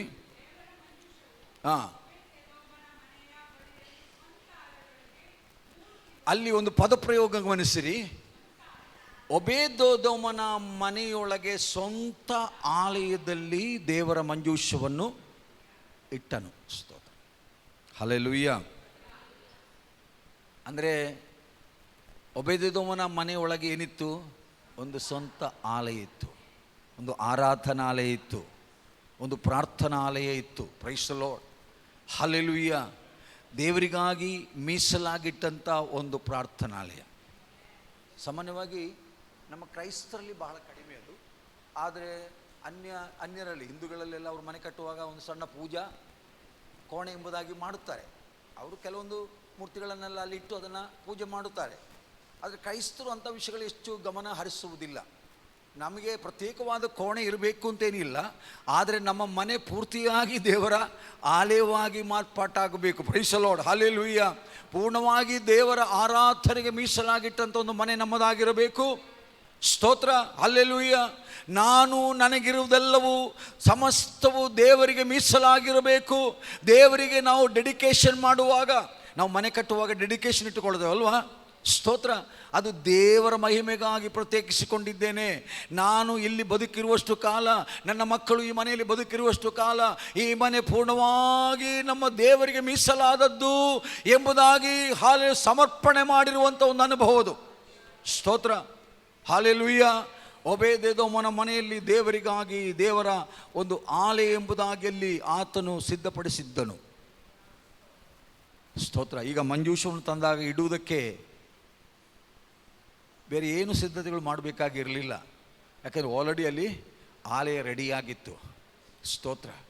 ಅಲ್ಲಿಗೆ ತಂದು ಆ ಮಂಜೂಷವನ್ನು ಇಟ್ಟ. ನೋಡ್ರಿ, ಒಂದು ವಿಷಯ, ಈವನ್ ಆ ಅಭಿನಾದಾಬನ ಮಗನನ್ನು ದೇವರು ಒಡೆದು ಸಾಯಿಸಿದಾಗ ಎಲ್ಲರೂ ಭಯಪಟ್ಟರು. ಇನ್ನು ಈ ಮಂಜೂಷದ ವಿಷಯದಲ್ಲಿ ಏನು ಮಾಡಬೇಕು, ಎಲ್ಲಿಗೆ ಅದನ್ನು ಇಡಬೇಕು? ದೇವರೊಂದಿಗೆ ಹಾಗೆ ನಾವು ಮಕ್ಕಳಾಟ ಆಡಲಿಕ್ಕೆ ಆಗುವುದಿಲ್ಲ. ಏನಾದರೂ ಹೆಚ್ಚು ಕಡಿಮೆ ಆದರೆ ದೇವರು ಕೋಪಿಸ್ತಾನೆ, ದೇವರ ಕೋಪಕ್ಕೆ ನಾವು ತುತ್ತಾಗಿ ನಾವು ಸಾಯಬಹುದು ಎಂಬಂಥ ಭಯ ಎಲ್ಲರ ಮೇಲೆ ಇತ್ತು. ಆದ್ದರಿಂದ ಆ ಗುಡಬೆಗೆ ಯಾರೂ ಹೋಗಲಿಲ್ಲ, ಏನು ಮಾಡಬೇಕೆಂದು ಗೊತ್ತಾಗಲಿಲ್ಲ. ದಾವೀದನಿಗೆ ಗೊತ್ತಾಗಲಿಲ್ಲ. ಆಗ ದಾವೀದನಿಗೆ ಗೊತ್ತಾಯಿತು. ನಂತರ ಗೊತ್ತಾಯಿತು, ಅಲ್ಲೊಬ್ಬ ಮನುಷ್ಯನಿದ್ದಾನೆ, ಅವನು ಈ ಮಂಜೂಷವನ್ನು ತನ್ನ ಮನೆ ಇಟ್ಟುಕೊಳ್ಳೋದಕ್ಕೆ ಯೋಗ್ಯನಾದ ವ್ಯಕ್ತಿಯಾಗಿ ಕಾಣಿಸಿಕೊಂಡಿದ್ದಾನೆ. ಸ್ತೋತ್ರ. ಈಗ ಮಂಜೂಷವನ್ನು ತೆಗೆದುಕೊಂಡು ಹೋಗಿ ಎಲ್ಲಿಟ್ಟರು? ಒಬೇದೆದೋಮನ ಮನೆಯಲ್ಲಿ ಇಟ್ಟರು. ಅದಕ್ಕಾಗಿ ಸಿದ್ಧಪಡಿಸಿದಂಥ ಮನೆಯಲ್ಲಿ ಇಟ್ಟರು. Praise the Lord. ದೇವರ ಸಾನ್ನಿಧ್ಯ ನಮ್ಮ ಮನೆಯೊಳಗಿರಬೇಕು. ಸ್ತೋತ್ರ. ಯಾವನಾದರೂ ನನ್ನ ಶಬ್ದವನ್ನು ಕೇಳಿ ಬಾಗಿಲನ್ನು ತೆರೆದರೆ ನಾನು ಅವನೊಂದಿಗೆ ಇರುತ್ತೇನೆ. Praise the Lord. ಹಲ್ಲೆಲೂಯಾ. ನಮ್ಮ ಮನೆ ಯಾವಾಗಲೂ ದೇವರಿಗಾಗಿ ತೆರೆಯಲ್ಪಡಬೇಕು. ಹಲ್ಲೆಲೂಯಾ. ನಮ್ಮ ಮನೆ ಯಾವಾಗಲೂ ದೇವರ ಮಕ್ಕಳಿಗಾಗಿ ತೆರೆಯಲ್ಪಡಬೇಕು. ನಮ್ಮ ಮನೆ ಯಾವಾಗಲೂ ದೇವರ ಮಹಿಮೆಗಾಗಿ ತೆರೆಯಲ್ಪಡಬೇಕು. ಸ್ತೋತ್ರ. ಹಲ್ಲೆಲೂಯಾ. ದೇವ ಸೇವಕರುಗಳಿಗಾಗಿ ನಮ್ಮ ಮನೆ ತೆರೆಯಲ್ಪಡಬೇಕು. ಸ್ತೋತ್ರ. ಅಂದರೆ ನಾವು ದೇವರನ್ನು ಪ್ರೀತಿಸುವವರು, ದೇವರ ಸಾನ್ನಿಧ್ಯ ನಮ್ಮ ಮನೆಯಲ್ಲಿ ಇದೇ ಇರಬೇಕು ಎಂಬಂತಾಗಿ ಬಯಸುವಂಥವ್ರು ನಾವು ಆಗಿರಬೇಕು. ಸ್ತೋತ್ರ. ಹಲ್ಲೆಲೂಯಾ. ದೇವರ ಕಾರ್ಯಗಳಲ್ಲಿ ಅಲಕ್ಷ್ಯ ಮಾಡುವವನನ್ನು ದೇವರು ಅಲಕ್ಷ್ಯ ಮಾಡುತ್ತಾನೆ. ಹಲ್ಲೆಲೂಯಾ. ದೇವರ ಕಾರ್ಯಗಳಲ್ಲಿ ಆಸಕ್ತಿ ತೋರುವವನನ್ನು ದೇವರು ಆಶೀರ್ವಾದ ಮಾಡುತ್ತಾನೆ. Praise the Lord. ಹಲ್ಲೆಲೂಯಾ. ನಮ್ಮ ಮನೆ ಆಶೀರ್ವದಿಸಲ್ಪಡಬೇಕು. ದೇವರು ನಮ್ಮ ಮನೆಯೊಳಗೆ ಬರಬೇಕು, ನಮ್ಮ ಜೀವಿತದೊಳಗೆ ಬರಬೇಕು. ನಮ್ಮ ಎಲ್ಲ ಕಾರ್ಯಗಳಲ್ಲಿ ದೇವರ ಸಾನ್ನಿಧ್ಯ ಇರಲೇಬೇಕು. ಆಗ ಮಾತ್ರವೇ ಸ್ತೋತ್ರ ನಾವು ಆಶೀರ್ವಾದ ಹೊಂದುವುದಕ್ಕೆ ಸಾಧ್ಯ. ನಾವು ಹೇಗೋ ಜೀವಿಸಿದರೆ ಆಶೀರ್ವಾದ ಬೇಕು ಅಂತ ಕೇಳಿದರೆ ಎಲ್ಲಿ ಆಶೀರ್ವಾದ ಬರುತ್ತದೆ? ಸ್ತೋತ್ರ. ಅವನನ್ನು ದೇವರು ಆಶೀರ್ವಾದ ಮಾಡ್ತಾ ಇದ್ದಾನೆ, ಇವನನ್ನು ದೇವರು ಆಶೀರ್ವಾದ ಮಾಡಿದ್ದಾನೆ, ನನಗೆ ಯಾಕೆ ಸಿಗುತ್ತಿಲ್ಲ ಎಂಬುದಾಗಿ ನೀನು ಅಂದುಕೊಂಡಿದ್ದಾದರೆ ನಿನ್ನ ಜೀವನದಲ್ಲಿ ಎಲ್ಲೋ ಕ್ರಮಪಡಿಸಬೇಕಾದ ಕಾರ್ಯಗಳಿದೆ ಎಂಬುದನ್ನು ದೇವರ ವಾಕ್ಯ ನಮಗೆ ತಿಳಿಪಡಿಸುವಂಥದ್ದಾಗಿದೆ. ಆ ಸಿದ್ಧತೆಯೊಂದಿಗೆ ದೇವರ ಸನ್ನಿಧಾನದಲ್ಲಿ ಕಾಣಿಸಿಕೊಂಡರೆ ದೇವರ ಆಶೀರ್ವಾದ ನೀನು ಹುಡುಕಿ ಹೋಗಬೇಕಾಗಿಲ್ಲ, ಅದು ನಿನ್ನನ್ನೇ ಹುಡುಕಿಕೊಂಡು ಬರುತ್ತದೆ. ಹಲ್ಲೆಲೂಯಾ. ಕೀರ್ತನೆಗಳಲ್ಲಿ ನಾವು ನೋಡುತ್ತೇವೆ, ಶುಭವೂ ಕೃಪೆಯೂ ನಿನ್ನನ್ನೇ ಹಿಂಬಾಲಿಸುವುದು. ಸ್ತೋತ್ರ. ಹಲ್ಲೆಲೂಯಾ. ನೀನು ದೇವರ ಭಯಭಕ್ತಿಯಲ್ಲಿ ನಡೆದುಕೊಂಡರೆ, ದೇವರ ಮಕ್ಕಳಾಗಿ ಜೀವಿಸಿದರೆ, ಶುಭವನ್ನು ಆಶೀರ್ವಾದಗಳನ್ನು ಆತನು ನಿನ್ನ ಜೀವನದಲ್ಲಿ ನಿನಗೆ ಅನುಗ್ರಹಿಸುವುದಕ್ಕಾಗಿ ನಿನ್ನ ಹತ್ರ ಬರ್ತಾನೆ. ಇವತ್ತು ನನ್ನನ್ನು ನಿಮ್ಮನ್ನು ಆಶೀರ್ವಾದಕ್ಕಾಗಿ ದೇವರು ಹುಡುಕಿಕೊಂಡು ಇಲ್ಲಿಗೆ ಬಂದಿದ್ದಾನೆ. ಈ ಸ್ಥಳವನ್ನು ದೇವರು ಆರಿಸಿಕೊಂಡಿದ್ದಾನೆ. ನಮ್ಮನ್ನು ದೇವರು ಆಯ್ಕೆ ಮಾಡಿದ್ದಾನೆ. ಇಲ್ಲಿ ಯಾಕೆ ದೇವರು ನಮ್ಮನ್ನು ಕೂಡಿಸಿದ್ದಾನೆಂದರೆ ದೇವರ ಆಶೀರ್ವಾದ ನಮ್ಮ ಮೇಲೆ ಸುರಿಯ ಮಾಡೋದಕ್ಕೋಸ್ಕರವಾಗಿ, ನಮ್ಮ ಕಷ್ಟಗಳಿಂದ ನಮ್ಮ ಬಿಡುಗಡೆ ಕೊಡೋದಕ್ಕೋಸ್ಕರವಾಗಿ, ನಮ್ಮ ಅಗತ್ಯತೆಗಳನ್ನು ದೇವರು ಪೂರೈಸುವುದಕ್ಕೋಸ್ಕರವಾಗಿ ದೇವರು ನಮ್ಮಲ್ಲಿ ಕೂಡಿಸಿದ್ದಾನೆ. ಹಲ್ಲೆಲೂಯಾ. ಸ್ತೋತ್ರ. ದೇವರಿಗೆ ಯಾವತ್ತೂ ತಪ್ಪುವುದಿಲ್ಲ. ಅವನಲ್ಲಿ ಯಾವ ರೀತಿಯಲ್ಲೂ ಕೂಡ ತಪ್ಪಾಗುವುದಿಲ್ಲ. ನಮ್ಮನ್ನು ಉದ್ದೇಶಪೂರ್ವಕವಾಗಿ ಕರೆತಂದಿದ್ದಾನೆ. ಸ್ತೋತ್ರ. ಹಲ್ಲೆಲೂಯಾ. ನಮ್ಮ ಮನಸ್ಸಲ್ಲಿ ನಮ್ಮ ಜೀವಿತದಲ್ಲಿ ಒಂದು ನಿರ್ಧಾರ ಮಾಡಿಕೊಳ್ಳೋಣ, ನನ್ನ ಮನೆ ಕರ್ತನದು. ಹಲ್ಲೆಲೂಯಾ. ಹೇಳ್ತೀರಾ? ನನ್ನ ಮನೆ ಕರ್ತನದು.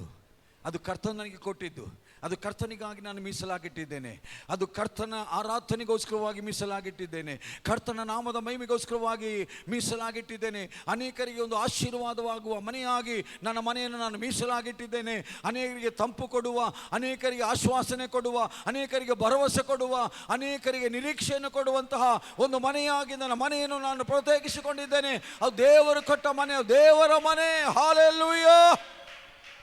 ಹಲ್ಲೆಲೂಯಾ. ಅದು ದೇವರ ಮನೆ. ಸ್ತೋತ್ರ. ದೇವರಿಗಾಗಿ ನಮ್ಮ ಮನೆ ಯಾವಾಗಲೂ ಸಿದ್ಧವಾಗಿ ಕಾಣಿಸ್ಕೊಳ್ಬೇಕು. ಸಿದ್ಧವಾಗಿರುವುದು ಅಂದರೆ ಅದನ್ನು ಅಚ್ಚುಕಟ್ಟಾಗಿ ಆ ಮನೆಯನ್ನು ನಾವು ಇಟ್ಟುಕೊಂಡಿರ್ತೀವಿ. ಕೆಲ ಮನೆ ಹೊರಗಿಂದ ನೋಡಿದ್ರೆ ಭಾಳ ಸುಂದರ ಕಾಣಿಸ್ತದೆ, ಒಳಗಡೆ ಹೋದರೆ ಏನಿಲ್ಲ, ಎಲ್ಲ ಅರ್ಧಂಬರ್ಧ ಅಲ್ಲಿ ಬಿದ್ದಿರ್ತದೆ. ಬಟ್ಟೆ ಬರೆಗಳು, ಪಾತ್ರೆಗಳು ಗುಡಿಸದೆ ಸಾರಿಸದೆ ಎಲ್ಲ ಏನೇನೋ ಮಾಡಿ ಅಲ್ಲಲ್ಲಿ ಬಿದ್ದಿರುತ್ತದೆ. ಅದು ಚೊಕ್ಕವಾಗಿರುವುದಿಲ್ಲ. ನಮ್ಮ ಮನೆ ದೇವರು ಕೊಟ್ಟಿದ್ದನ್ನು ನಾವು ಚೊಕ್ಕವಾಗಿ ಇಟ್ಟುಕೊಳ್ಬೇಕು. ಅದನ್ನು ಸಲೀಸಾಗಿ ನೋಡಿಕೊಳ್ಬೇಕು. ಎಲ್ಲಿ ಯಾವ ವಸ್ತುಗಳನ್ನ ಎಲ್ಲಿಡಬೇಕು ಅಲ್ಲೇ ನಾವು ಇಟ್ಟಿರಬೇಕು. ಚಲ್ಲಾಪಲ್ಲಿಯಾಗಿ ಅಲ್ಲಲ್ಲಿ ಬಿಟ್ಟಿರಬಾರ್ದು. ಸಣ್ಣ ಮನೆ ಆದರೂ, ದೊಡ್ಡ ಮನೆ ಆದರೂ, ಗುಡಿಸಲಾದರೂ, ಅರಮನೆಯಾದರೂ, ಹಲ್ಲೆಲೂಯಾ, ನಮಗೆ ಕೊಟ್ಟಿರುವಂಥ ಮನೆಯನ್ನು ನಾವು ಭಾಳ ಸ್ವಚ್ಛವಾಗಿ, ಅದು ಹೊರಗಾದರೂ ಒಳಗಾದರೂ ಸ್ವಚ್ಛವಾಗಿ ಇಟ್ಟುಕೊಳ್ಳಬೇಕು. ಹಲ್ಲೆಲೂಯಾ. ಸ್ತೋತ್ರ. ಅದು ನಮ್ಮ ಕರ್ತವ್ಯ. ಯಾರಾದರೂ ಬರುವಾಗ ಓಡೋಗಿ ಎಲ್ಲ ಸಿದ್ಧಪಡಿಸುವಂತಲ್ಲ. ಎಲ್ಲ ಸಮಯಗಳಲ್ಲೂ ಹೆಚ್ಚು ಗಮನ ನಾವು ಅದರ ವಿಷಯದಲ್ಲಿ ಹರಿಸಿ, ಮನೆಯಲ್ಲಿರುವಂಥ ತಂದೆ ಆಗಲಿ ತಾಯಿ ಆಗಲಿ ಮಕ್ಕಳು ಒಬ್ಬರಿಂದ ಮಾತ್ರ ಆಗಲ್ಲ. ಎಲ್ಲ ತಾಯಿ ಮೇಲೆ ಹಾಕಿದರೆ, ಎಲ್ಲ ಹೆಂಡತಿ ಮೇಲೆ ಹಾಕಿದರೆ ಅವರಿಂದ ಏನು ಮಾಡೋಕ್ಕಾಗುತ್ತದೆ? ಮಕ್ಕಳಿಗೆ ಅಡುಗೆ ಮಾಡಬೇಕು ಅಥವಾ ಸಾರಿಸ್ಬೇಕಾ, ಗುಡಿಸ್ಬೇಕಾ, ಈ ಎಲ್ಲ ಕೆಲಸ ಒಬ್ಬರಿಂದ ಆಗಲ್ಲ. ಕೆಲವೊಂದು ಮನೆಗಳ ಗಂಡಂದರು ಸುಮ್ಮನೆ ಕೂತಿರ್ತಾರೆ. ಅವರಿಗೆ ಹೊತ್ತಿಗೆ ಊಟ ತಂದು ಕೊಡಬೇಕಷ್ಟೇ, ಕೈಯಲ್ಲಿ ಕೊಟ್ಟರೆ ಮಾತ್ರ ತಿಂತಾರೆ. ಬೇರೆ ಯಾವ ಕೆಲಸ ಮನೆಯೊಳಗೆ ಮಾಡೋದಿಲ್ಲ, ಹೊರಗೆ ಮಾತ್ರ ಮಾಡ್ತಾರೆ. ಮನೆಯೊಳಗೆ ಬಂದು ಯಾವುದನ್ನು ಮಾಡೋದಿಲ್ಲ. ಮನೆ ನಮ್ಮದಲ್ವಾ, ನಾವೆಲ್ಲರೂ ಸೇರಿ ಮಾಡಬೇಕು. ಹೊಣೆ ಎಲ್ಲರಿಗೂ ಇದೆ. ಈವನ್ ಪಾತ್ರೆ ತೊಳೆಯೋದು ಕೂಡ ನಾವು ಮಾಡ್ಬೋದು. ನಾನು ಮಾಡ್ತೇನೆ, ನಾನು ಮನೇಲಿ ಹೆಂಡತಿಗೆ ಕೂತಿದ್ದಾಳೆ ಕೇಳಿ ನೋಡಿ, ಪಾತ್ರೆ ತೊಳಿತೇನೆ, ಅಡುಗೆ ಮಾಡ್ತೇನೆ, ಕೆಲವೊಮ್ಮೆ ಬಟ್ಟೆ ತೊಳಿತೇನೆ, ಇದು ಗುಡಿಸ್ತೇನೆ, ಎಲ್ಲ ಕ್ಲೀನಿಂಗ್ ಎಲ್ಲ ಮನೇಲಿ. ನಾವಿಬ್ಬರೇ ಇರೋದು ಮನೇಲಿ, ನಾವೆಲ್ಲರೂ ಇಬ್ಬರು ಸೇರಿ ಮಾಡಬೇಕು, ಮಾಡ್ತವೆ, ಮಾಡಲೇಬೇಕು. ನನಗೆ ಗೊತ್ತು ನೀವೆಲ್ಲರೂ ಮಾಡ್ತೀರಾ ಅಂತ. ಹಾಲೆಲೂಯಾ. ಗಂಡ ಹೆಂಡತಿಗೆ, ಹೆಂಡತಿ ಗಂಡನಿಗೆ ಸಹಾಯಕರಾಗಿದ್ದು ಬೆನ್ನೆಲುಬಾಗಿ ನಿಂತು ಪ್ರತಿಯೊಬ್ಬರು ಆ ಕಾರ್ಯಗಳು ಮಾಡಬೇಕು. ಮನೆ ಚೊಕ್ಕವಾಗಿ ಇಟ್ಟುಕೊಳ್ಬೇಕು. ಸ್ತೋತ್ರ. ಅದು ದೇವರು ನಮಗೆ ಕೊಟ್ಟಂಥ ಮನೆ, ಅದರ ಆಶೀರ್ವಾದಕ್ಕಾಗಿ, ಅದು ಒಳ್ಳೆಯದಾಗಿ ಇರುವುದಕ್ಕೋಸ್ಕರವಾಗಿ ನಾವು ಪ್ರತಿಯೊಬ್ಬರು ಅದನ್ನು, ಸ್ತೋತ್ರ, ಹಾಲೆಲೂಯಾ. ಪಾಸ್ಟರ್ ನೀವು ಇದನ್ನೇ ಹೇಳಬೇಕು ಅಂತ ಬಯಸ್ತಾ ಇರುವಂಥವರು ಕೆಲವರು ಇದ್ದಾರೆ. ನೀವು ಹೇಳಿದ್ದು ಒಳ್ಳೆಯದಾಯಿತು ಅಂತ. ಹೌದು, ಕೆಲವೊಂದು ಮನೆಗಳಲ್ಲಿ ಗಂಡಂದಿರು ಸುಮ್ಮನೆ ಕೂತಿರ್ತಾರೆ, ಏನು ಕೆಲಸ ಇಲ್ಲ. ಹೆಂಡತಿ ಆದವಳು ಕಷ್ಟಪಡೋದು ನೋಡಿ ಸುಮ್ಮನೆ ಕೂತಿರ್ತಾರೆ. ಒಂದು ಸ್ವಲ್ಪ ಕರುಣೆ ಆದರೂ ಬರಬೇಕಲ್ಲ, ಸ್ವಲ್ಪ ಕರುಣೆ ಆದರೂ ಬರಬೇಕಲ್ಲ. ಒಂದು ಕಡೆ ಮಕ್ಕಳು, ಒಂದು ಕಡೆ ಇನ್ನಿತರ ಕೆಲಸಗಳು, ಅಡಿಗೆ ಆಗಬೇಕು, ಎಲ್ಲ ಸಮಯ ಕೊಡಬೇಕು, ಓಡಿಸಬೇಕು, ಊಟಕ್ಕೆ ಬಡಿಸಬೇಕು, ಎಲ್ಲ ಮಾಡಬೇಕು. ಆದರೆ ನಾನು ಒಬ್ಬಳೇ ಏನು ಮಾಡೋದು, ಮಾಡ್ತಾಳ ಹಾಗೆ ಮಾಡ್ತಾಳೋದು ಹೇಳ್ತಾಳಲ್ಲ, ನಾವು ಒಬ್ಬಳೇ ಕಷ್ಟಪಟ್ಟು ಸಾಕಾಯಿತು. ಏನೇ ಇರಲಿ ಮಾಡ್ರಿ, ದೇವರು ನಮಗೆ ಎಲ್ಲವನ್ನು ಕೊಟ್ಟಿದ್ದಾನೆ. ಎಲ್ಲ ಆಶೀರ್ವಾದವಾಗಬೇಕು, ನಮಗೆ ಮನೆಯೊಳಗೆ ನಮಗೆ ಸಂತೋಷವಾಗಬೇಕು, ನಮ್ಮ ಜೀವನ ಸುಖಮಯವಾಗಬೇಕು. ದೇವರು ಕೊಟ್ಟಂಥ ಆಶೀರ್ವಾದಗಳನ್ನು ನಾವು ಸರಿಯಾದ ರೀತಿಯಲ್ಲಿ ಉಪಯೋಗಿಸಿಕೊಳ್ಳಬೇಕು. ಸ್ತೋತ್ರ. ಆದ್ದರಿಂದ ಅಲ್ಲಿ ಮೊದಲನೇದಾಗಿ ನಾವು ಕಂಡಂಥ ವಿಷಯ ಏನೆಂದರೆ, ತನ್ನ ಸ್ವಂತ ಮನೆಯೊಳಗೆ ಒಂದು ಆಲಯವಿತ್ತು. ಅಲ್ಲಿ ದೇವರ ಮಂಜೂಷವನ್ನು ಅವನು ಸ್ವೀಕರಿಸಿ ಅದನ್ನು ಅದರೊಳಗೆ ಇಟ್ಟನು. ಸ್ತೋತ್ರ, ಹಲ್ಲೆಲೂಯಾ, ಸ್ತೋತ್ರ. ಇನ್ನೊಂದು ವಿಷಯ ಅಲ್ಲೇ ನಾವು ಗಮನಿಸುವಾಗ, ಈ ದೇವರ ಮಂಜೂಷವನ್ನು ತನ್ನ ಮನೆಯೊಳಗೆ ತಂದು ಸ್ವೀಕರಿಸಿ ಇಟ್ಟುಕೊಳ್ಳುವಂತಹ ಒಂದು ಉತ್ತಮ ಮನೋಭಾವನೆ ಅವನಲ್ಲಿ ಕಂಡು ಬಂತು. ಅಂದರೆ ದೇವರ ಕಾರ್ಯಗಳಲ್ಲಿ ಆಸಕ್ತಿ ಕಾಣಿಸಿದಂಥ ಒಂದು ಮನೋಭಾವನೆ. ನೋಡಿ, ಎಲ್ಲ ನಮ್ಮ ಮನೋಭಾವನೆ ಮೇಲೆ ಡಿಪೆಂಡ್ ಆಗಿರ್ತದೆ. ಸ್ತೋತ್ರ. ನಾವು ಪಾಸಿಟಿವ್ ಆಗಿ ಎಲ್ಲ ಥಿಂಕ್ ಮಾಡಿದ್ರೆ ಎಲ್ಲ ಪಾಸಿಟಿವೇನೆ, ನೆಗೆಟಿವ್ ಆಗಿ ಥಿಂಕ್ ಮಾಡಿದ್ರೆ ಎಲ್ಲ ನೆಗೆಟಿವ್ನೇ. ನಮ್ಮ ವಿಷಯದಲ್ಲಿ, ದೇವರ ಕಾರ್ಯಗಳಲ್ಲಿ ನಾವು ಯಾವಾಗಲೂ ಪಾಸಿಟಿವ್ ಥಿಂಕಿಂಗ್ ಮಾಡಬೇಕು.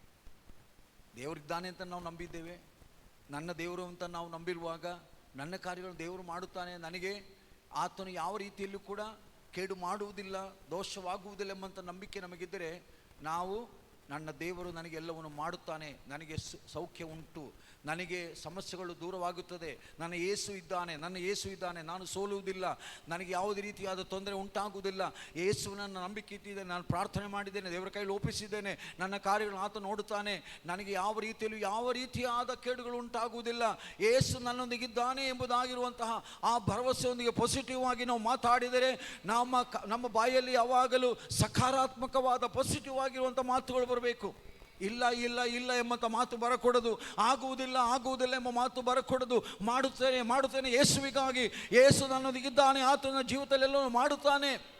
ಆ ಒಳ್ಳೆ ಮನೋಭಾವನೆ ಮೇಲೆ ಆಧಾರಿತವಾಗಿರುತ್ತದೆ. ಸ್ತೋತ್ರ, ಹಾಲೆಲೂಯ್ಯ. ಒಳ್ಳೆ ಮನೋಭಾವನೆ ನಮ್ಮಲ್ಲಿರಬೇಕು. ಒಬೇದೆದೋಮನಿಗೆ ಒಳ್ಳೆ ಮನೋಭಾವನೆ ಇತ್ತು. ದೇವರ ಮಂಜೂಷ ನನ್ನ ಮನೆಗೆ ತರಿಸ್ಕೊಳ್ಬೇಕು, ಮಂಜೂಷ ನನ್ನ ಮನೆಯಲ್ಲಿ ಇರಬೇಕು, ದೇವರೊಂದಿಗೆ ಒಂದು ಉತ್ತಮ ಸಹವಾಸ ನನಗೆ ಬೇಕೆಂಬಂಥ ಆ ವಿಚಾರ ಅವನಿದ್ದ ಕಾರಣ, ಸ್ತೋತ್ರ, ಹಾಲೆಲೂಯ್ಯ, ಒಳ್ಳೆಯ ಮನೋಭಾವನೆಯಲ್ಲಿ ಅವನು ಕಾಣಿಸಿಕೊಂಡು. ಸ್ತೋತ್ರ. ಮತ್ತೊಂದು ವಿಷಯ ನಮ್ಮ ಗಮನಕ್ಕೆ ಬರುವಂಥದ್ದು ಏನೆಂದರೆ, ಸ್ತೋತ್ರ, ಈ ಮಂಜೂಷ ಒಬೇದೆದೋಮನ ಮನೆಯಲ್ಲಿದೆ.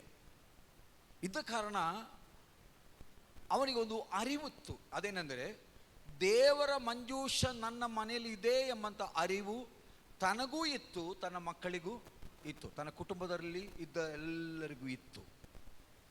ಈ ಒಂದು ಅರಿವು ನಮಗೆ ಬಹಳ ಪ್ರಾಮುಖ್ಯ. ನಾನು, ನನ್ನ ಕುಟುಂಬವು, ನಾವು ಯೆಹೋವನಿಗೆ ಸೇರಿದವರು ಎಂಬುದಾಗಿ ಯೆಹೋಶುವನು ಹೇಳಿದ ಹಾಗೇನೆ.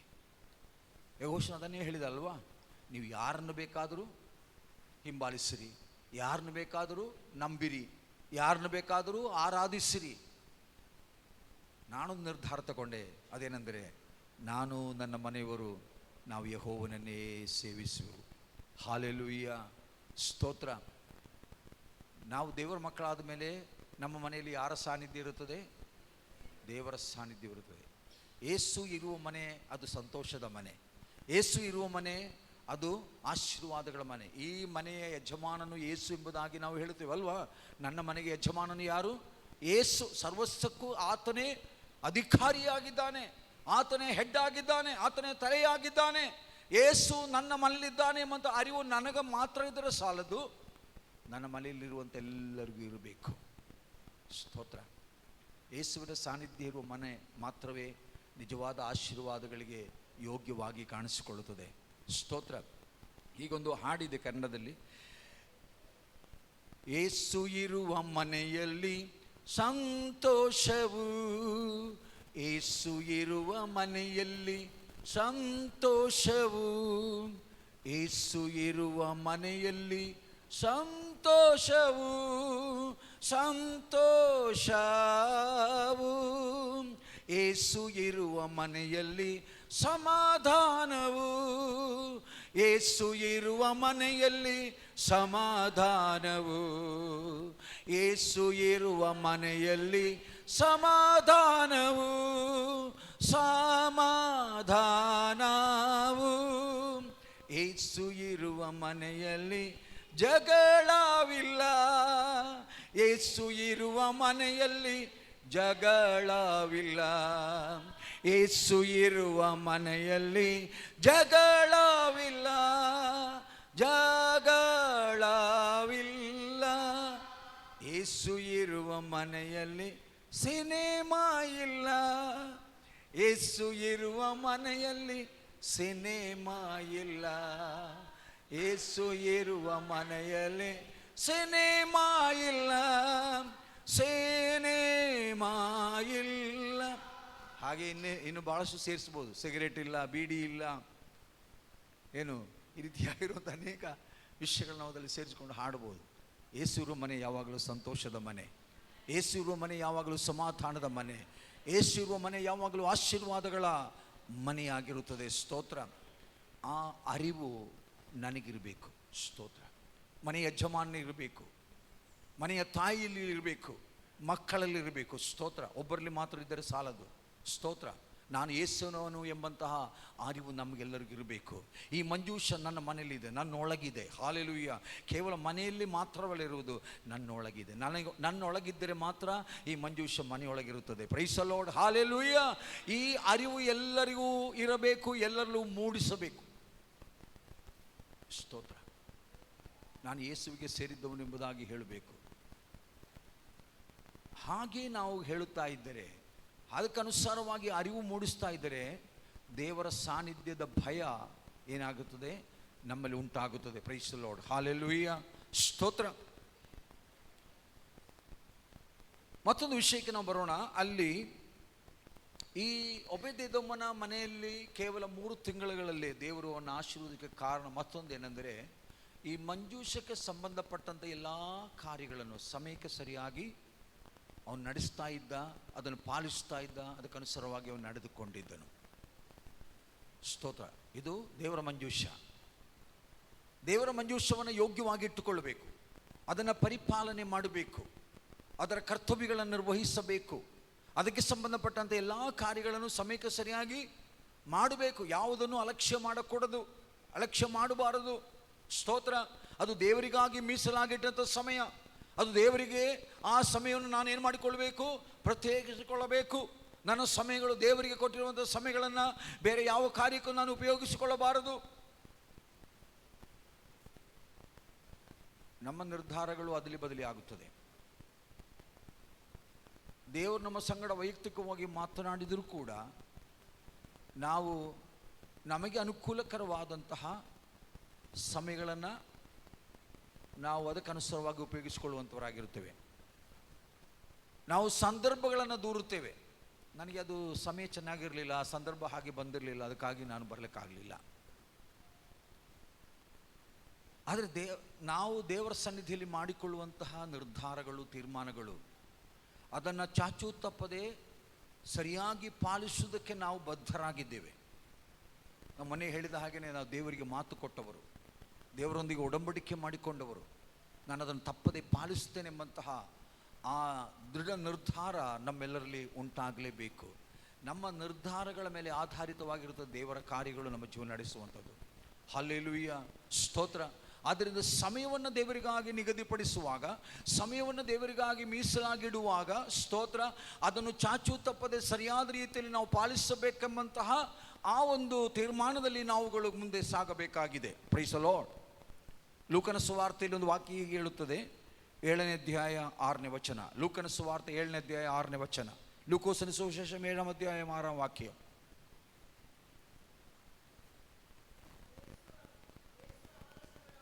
ಲೂಕ 1ನೇ ಅಧ್ಯಾಯ 7ನೇ ವಚನ. 1ನೇ ಅಧ್ಯಾಯ 6ನೇ ವಚನ. ಲೂಕನ ಸುವಾರ್ತೆ 1ನೇ ಅಧ್ಯಾಯ 6ನೇ ವಚನ.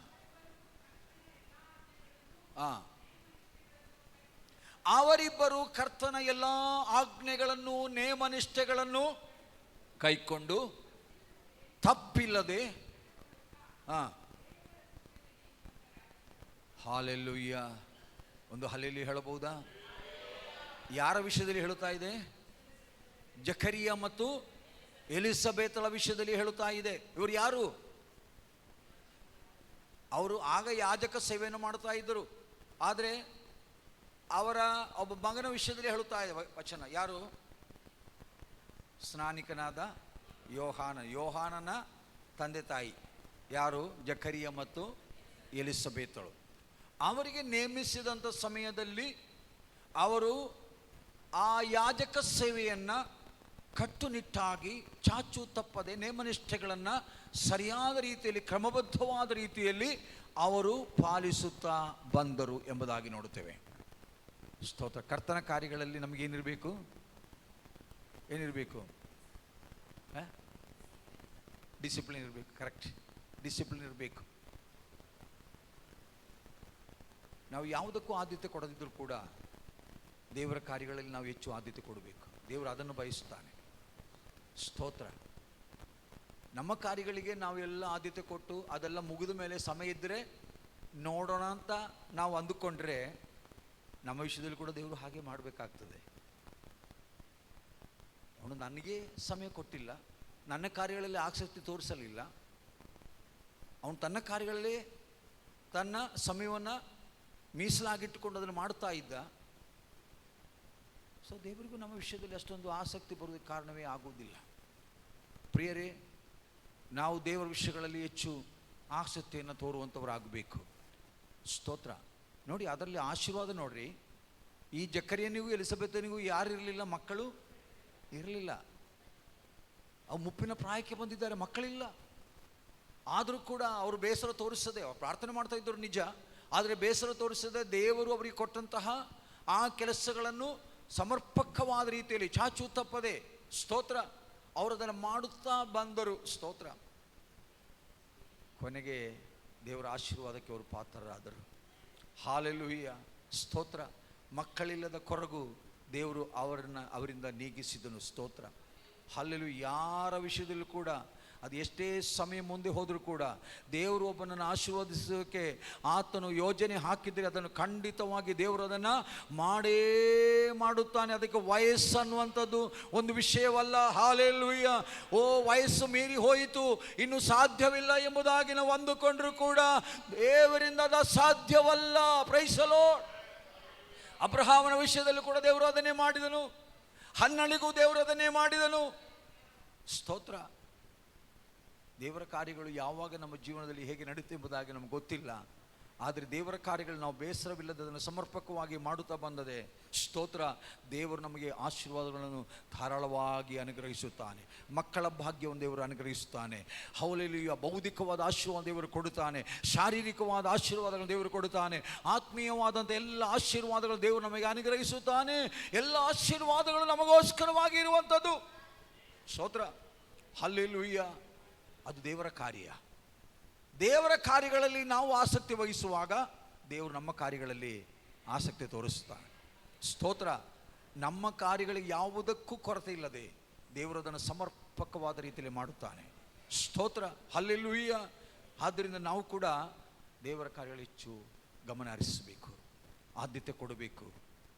ನನ್ನ ಮನೆಯಲ್ಲಿ ದೇವರ ಸಾನ್ನಿಧ್ಯವಿದೆ, ಆ ದೇವರಿಗೆ ವಿರುದ್ಧವಾಗಿ ನಾನು ಆಗಲಿ, ನನ್ನ ಹೆಂಡತಿ ಆಗಲಿ, ನನ್ನ ಮಕ್ಕಳಾಗಲಿ ಇರಬಾರ್ದು ಎಂಬಂಥ ವಿಷಯದಲ್ಲಿ ನಾವು ಭಾಳಷ್ಟು ಗಮನ ಹರಿಸಿ ಸ್ತೋತ್ರ ಅದನ್ನು ನಾವು ಮಾಡುವಂಥವರಾಗಬೇಕು. ಸ್ತೋತ್ರ, ಹಲ್ಲೆಲೂಯ್ಯ.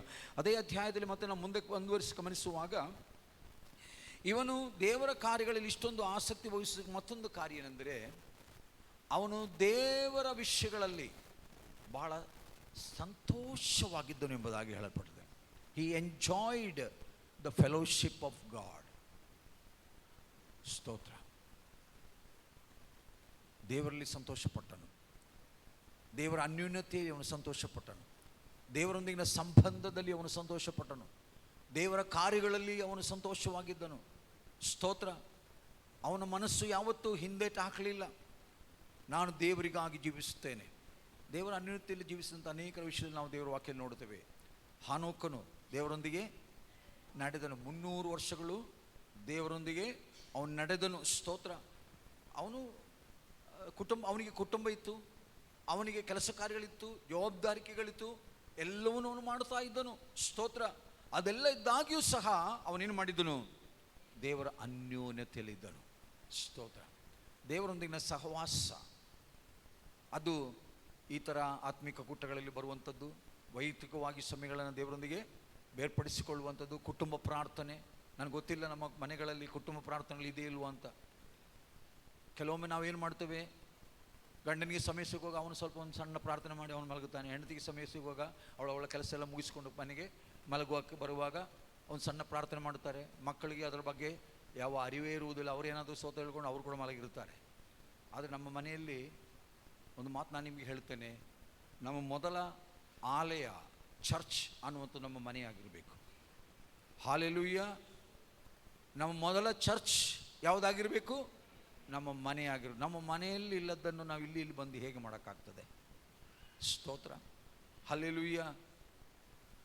ಅಲ್ಲಿರುವುದೇ ಇಲ್ಲಿ ಇರಬೇಕು, ಇಲ್ಲಿರುವುದೇ ಅಲ್ಲಿ ಇರಬೇಕು. ಅದು ದೇವರ ಮನೆಯಾಗಿರಬೇಕು, ಇದು ದೇವರ ಮನೆಯಾಗಿರಬೇಕು. ಅಲ್ಲಿಯೂ ದೇವರ ಪ್ರಸನ್ನತೆ ಇರಬೇಕು, ಇಲ್ಲಿಯೂ ದೇವರ ಪ್ರಸನ್ನತೆ ಇರಬೇಕು. ಅಲ್ಲಿಯೂ ಪರಿಶುದ್ಧತೆ ಇರಬೇಕು, ಇಲ್ಲಿಯೂ ಪರಿಶುದ್ಧತೆ ಇರಬೇಕು. ಅಲ್ಲಿಯೂ ಆರಾಧನೆ ಇರಬೇಕು, ಇಲ್ಲಿಯೂ ಆರಾಧನೆ ಇರಬೇಕು. ಅಲ್ಲಿಯೂ ಬೋಧನೆ ಇರಬೇಕು, ಇಲ್ಲಿಯೂ ಬೋಧನೆ ಇರಬೇಕು. ಅಲ್ಲಿಯೂ ದೇವರ ಪ್ರಸನ್ನತೆಯ ಅರಿವು ಇರಬೇಕು, ಇಲ್ಲಿಯೂ ದೇವರ ಪ್ರಸನ್ನತೆಯ ಅರಿವು ಇರಬೇಕು. Praise the Lord, hallelujah. Praise the Lord, ಹಲ್ಲೆಲೂಯ್ಯ.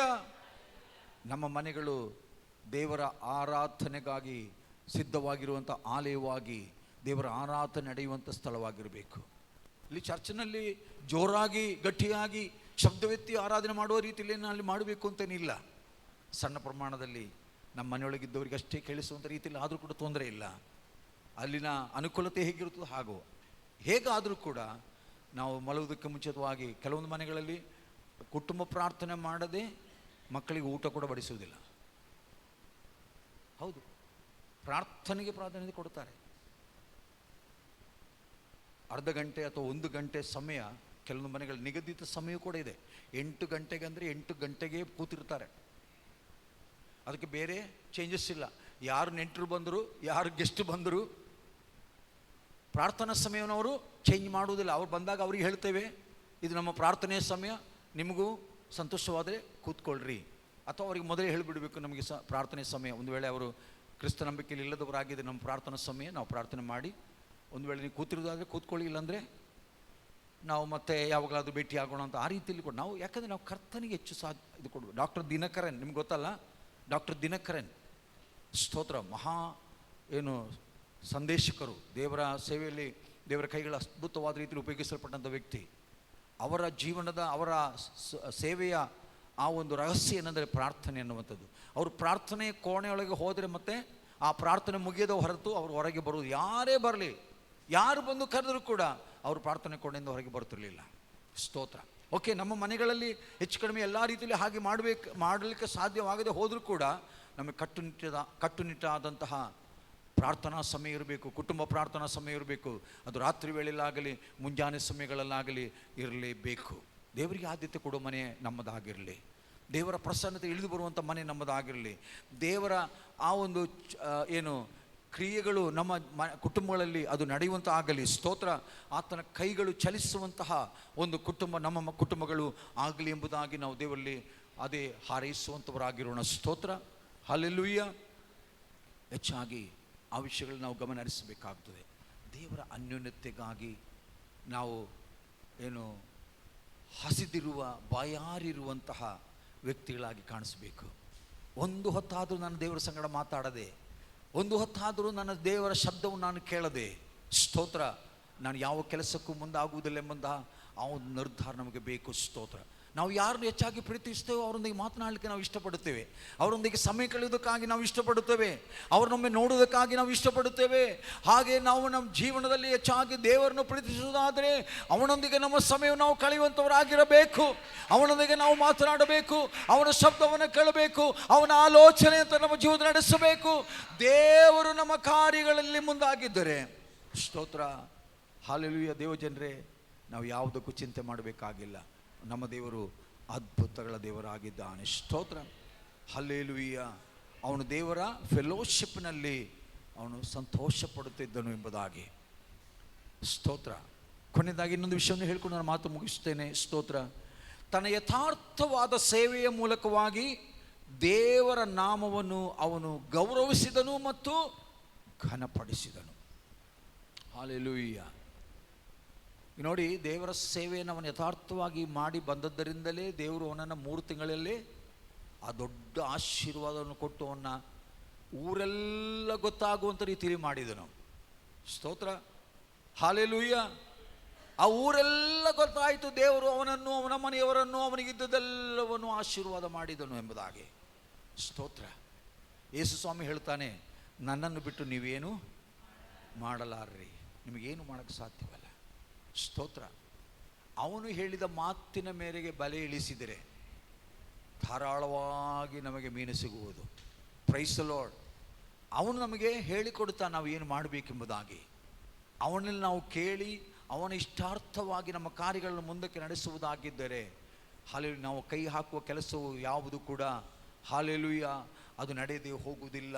ಅಲ್ಲಿ ದೇವರ ಆಶೀರ್ವಾದ ಇದೇ ಇರುತ್ತೆ. ನಮ್ಮ ಬಿಸಿನೆಸ್ಗಳಲ್ಲಿ ದೇವರ ಆಶೀರ್ವಾದ ಇರಬೇಕು ಅಂತಾದರೆ, ಅಲ್ಲಿ ನಮ್ಮ ಜಾಬ್ಗಳಲ್ಲಿ ದೇವರ ಆಶೀರ್ವಾದ ಇರಬೇಕು ಅಂತಾದರೆ, ನಮ್ಮ ಮಕ್ಕಳ ಭವಿಷ್ಯದ ವಿಷಯದಲ್ಲಿ ದೇವರ ಆಶೀರ್ವಾದ ಇರಬೇಕಾದರೆ, ನಮ್ಮ ಕೃಷಿಗಳ ಮೇಲೆ ದೇವರ ಆಶೀರ್ವಾದ ಇರಬೇಕಾದರೆ, ನಮ್ಮ ಸಮಸ್ತ ವಿಷಯಗಳ ಮೇಲೆ ದೇವರ ಆಶೀರ್ವಾದ ಇರಬೇಕಾದರೆ, ಹಾಲೆಯಲ್ಲಿ ಓಬೇದೆದೋಮನು ಮಾಡಿದ ಹಾಗೆ ದೇವರ ಸೇವೆಯಲ್ಲಿ ಯಥಾರ್ಥ ಮನೋಭಾವನೆಯಿಂದ ದೇವರ ಕಾರ್ಯಗಳಲ್ಲಿ ಆಸಕ್ತಿ ಉಳ್ಳವನಾಗಿ, ಸ್ತೋತ್ರ, ಹಾಲೆಯಲ್ಲಿ ಯಥಾರ್ಥವಾಗಿ ದೇವರನ್ನು ಪ್ರೀತಿಸುತ್ತಾ, ಗೌರವಿಸುತ್ತಾ, ಘನಪಡಿಸುತ್ತಾ, ಪ್ರೈಸ್ ದಿ ಲಾರ್ಡ್. ದೇವರನ್ನು ನಾವು ಘನಪಡಿಸುವಾಗ ದೇವರು ನಮ್ಮನ್ನು ಘನಪಡಿಸುತ್ತಾನೆ. ಹಲ್ಲೆಲೂಯಾ. ದೇವರು ನಮ್ಮನ್ನು ಮೇಲಕ್ಕೆ ತರುತ್ತಾನೆ. ಸ್ತೋತ್ರ. ನಾವು ಯಾವಾಗಲೂ ಕಣ್ಣೀರಲ್ಲೇ ಇರುವುದಕ್ಕೆ ದೇವರು ಬಿಡುವುದಿಲ್ಲ, ಯಾವಾಗಲೂ ದುಃಖದಲ್ಲೇ ಇರುವುದಕ್ಕೆ ದೇವರು ಬಿಡುವುದಿಲ್ಲ, ಯಾವಾಗಲೂ ನೋವಿನಲ್ಲೇ ಇರುವುದಕ್ಕೆ ದೇವರು ಬಿಡುವುದಿಲ್ಲ. ನಾಳೆ ನಮಗೆ ದೇವರು ಅದ್ಭುತವಾದ ಕಾರ್ಯಗಳನ್ನು ಮಾಡುತ್ತಾನೆ. ಇವತ್ತಿನ ಸ್ಥಿತಿಗಳು ಬದಲಾವಣೆ ಆಗುತ್ತದೆ. ಹಲ್ಲೆಲೂಯಾ. ಅದು ಹಾಗೆಯೇ ಆಗಿದೆ, ಇನ್ನು ಮುಂದೆಯೂ ಆಗುತ್ತದೆ. ಸ್ತೋತ್ರ. ನಮ್ಮ ಹಿಂದಿನ ದಿನಗಳು ನೆನಪಿಸಿಕೊಂಡ್ರೆ ಯಾವ ಸ್ಥಿತಿಯಲ್ಲಿ ಇದ್ದವರು ನಾವು, ಅದು ದೇವರು ಎಷ್ಟೊಂದು ಬದಲಾವಣೆ ಕೊಟ್ಟಿದ್ದಾನೆ. ಸ್ತೋತ್ರ. ಹಲ್ಲೆಲೂಯಾ. ನಮ್ಮ ಎಲ್ಲ ಗತಿಗಳನ್ನು ದೇವರು ಬದಲಾಯಿಸಿದ್ದಾನೆ. ಸ್ತೋತ್ರ. ನಮಗೆ ಉದ್ಧಾರವನ್ನು ನೀಡಿದ್ದಾನೆ, ಆಶೀರ್ವಾದವನ್ನು ಕೊಟ್ಟಿದ್ದಾನೆ, ಮನೆಯಲ್ಲಿ ಆಶೀರ್ವಾದ ಕೊಟ್ಟಿದ್ದಾನೆ. ಸ್ತೋತ್ರ. ಒಂದು ಮಾತು ನಾನು ಹೇಳ ಬಯಸ್ತೇನೆ. ನಾವು ನಮ್ಮ ಸಣ್ಣ ವಯಸ್ಸಲ್ಲಿರುವಾಗ ನಾವೆಲ್ಲ ಕಡು ಬಡತನದಲ್ಲಿ ಜೀವಿಸಿದವರು, ಒಂದು ಹೊತ್ತು ಊಟಕ್ಕೂ ಕಷ್ಟಪಟ್ಟವರು. ನನ್ನ ತಮ್ಮನೇಲಿ ಕೂತಿದ್ದೆ, ನಾವು ಅವರ ಎದುರಿಗೆ ಹೇಳುತ್ತಾ ಇದ್ದೇವೆ, ನಮ್ಮ ತಾಯಿ ತಂದೆ ತುಂಬ ಕಷ್ಟಪಟ್ಟಿದ್ರು. ಒಂದು ಗುಡಿಸಲ ಮನೆಯಲ್ಲಿ ನಾವು ಬದುಕಿದ್ದೆವು. ಸುಮಾರು 14 ಕಿಲೋಮೀಟರ್ ದಿನ ಶಾಲೆಗೆ ಸ್ಕೂಲಿಗೆ ನಡ್ಕೊಂಡು ಹೋಗಬೇಕಿತ್ತು. 10 ಪೈಸೆ ಕೊಟ್ಟರೆ ಬಸ್ಸಿಗೆ ಹೋಗ್ಬೋದಾಗಿತ್ತು, ಆದರೆ 10 ಪೈಸೆ ಇಲ್ಲ ಅವಾಗ. ಅದು ಕೂಡ ಸರಿಯಾದ ಹೊತ್ತಿಗೆ ಊಟ ಇಲ್ಲ. ಮಧ್ಯಾಹ್ನ ಊಟ ತಗೊಂಡು ಹೋಗ್ಲಿಕ್ಕೆ, ಬುತ್ತಿ ಕಟ್ಕೊಂಡು ಹೋಗ್ಲಿಕ್ಕೆ ಊಟ ಇರಲಿಲ್ಲ. ಸ್ತೋತ್ರ. ಆದರೂ ದೇವರ ಕಾರ್ಯಗಳಲ್ಲಿ, ದೇವರ ಆರಾಧನೆ ಕಾರ್ಯಗಳಲ್ಲಿ ನಮ್ಮ ತಾಯಿ ಆಗಲಿ ತಂದೆ ಆಗಲಿ ಅವ್ರು ನಮ್ಮನ್ನು ಆ ರೀತಿಯಲ್ಲಿ ಬೆಳೆಸಿದ್ದರಿಂದ, ದೇವರ ಭಯಭಕ್ತಿ ನಮ್ಮನ್ನು ಬೆಳೆಸಿದ್ದರಿಂದ, ಸ್ತೋತ್ರ, ದೇವರು ನಮ್ಮನ್ನು ಇವತ್ತು ಎಲ್ಲ ರೀತಿಯಲ್ಲಿ ಮೇಲಕ್ಕೆ ಆಶೀರ್ವಾದ ಮಾಡಿದ್ದಾನೆ. ಹಲ್ಲೆಲೂಯಾ. ಸ್ತೋತ್ರ. ಸ್ತೋತ್ರ. ದೇವರ ಕಾರ್ಯಗಳು ನಾವು ನಂಬಿಗಸ್ತರಾಗಿ ದೇವರಲ್ಲಿ ನಡ್ಕೊಂಡ್ರೆ ಒಂದು ವೇಳೆ ನಮ್ಮ ಕಾಲದಲ್ಲಿ ಆಶೀರ್ವಾದ ನಮಗೆ ನೋಡೋದಕ್ಕೆ ಸಾಧ್ಯ, ಇಲ್ಲದೆ ನಮ್ಮ ಮಕ್ಕಳ ಕಾಲದಲ್ಲಾದರೂ ದೇವರನ್ನು ಅನುಗ್ರಹಿಸ್ತಾನೆ. ನಮ್ಮ ತಲೆಮಾರುಗಳನ್ನು ಘನಪಡಿಸುವ, ಗೌರವಿಸುವ ದೇವರು ನಮ್ಮ ದೇವರಾಗಿದ್ದಾನೆ. ಎಲ್ಲವನ್ನು ಕೊಟ್ಟು ನಮ್ಮನ್ನು ಆಶೀರ್ವದಿಸುವ ದೇವರು ಆಗ್ತಾನೆ. ಸ್ತೋತ್ರ. ಅದರಿಂದ ಸ್ತೋತ್ರ, ನಮಗೆ ಭೌತಿಕವಾದ ಆಶೀರ್ವಾದಗಳೆಂಬುದಾಗಿ ಮಾತ್ರವಲ್ಲ, ನಮ್ಮ ದೈನಂದಿನ ಜೀವನದಲ್ಲಿ ನಾವು ಕರ್ತನಲ್ಲಿ ಸಂತೋಷವಾಗಿ ಇಡುವುದಕ್ಕೆ ದೇವರ ಹಸ್ತಗಳು ನಮ್ಮನ್ನು ನಾವು ಒಪ್ಪಿಸಿಕೊಡಬೇಕು. ಒಬೇದೆದೋಮನನ್ನು, ಅವನ ಮನೆಯನ್ನು, ಅವನಿಗಿದ್ದಿದ್ದೆಲ್ಲವನ್ನು ದೇವರು ಆಶೀರ್ವಾದ ಮಾಡಿ. ಒಂದು ನಿಮಿಷದಲ್ಲಿ ನಿಂತುಕೊಳ್ಳೋಣ. ಸ್ತೋತ್ರ.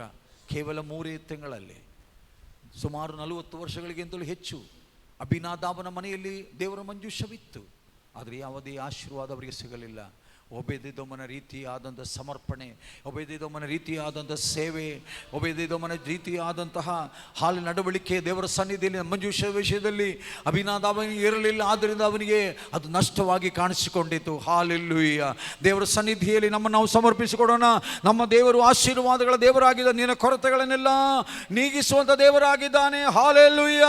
ಆ ದೇವರ ಸನ್ನಿಧಿಯನ್ನು ಒಪ್ಪಿಸಿಕೊಡುವಾಗ ದೇವರು ನಮ್ಮ ಕಾರ್ಯಗಳನ್ನು ಕೈಗೆತ್ತಿಕೊಳ್ಳುತ್ತಾನೆ. ಪ್ರೈಸಲೋ. Hallelujah, hallelujah. ಒಪ್ಪಿಸಿಕೊಡೋಣ. ಕರ್ತನೇ, ನಾನು ನಿನಗೆ ಸಮರ್ಪಕವಾಗಿ ಜೀವಿಸುತ್ತೇನೆ.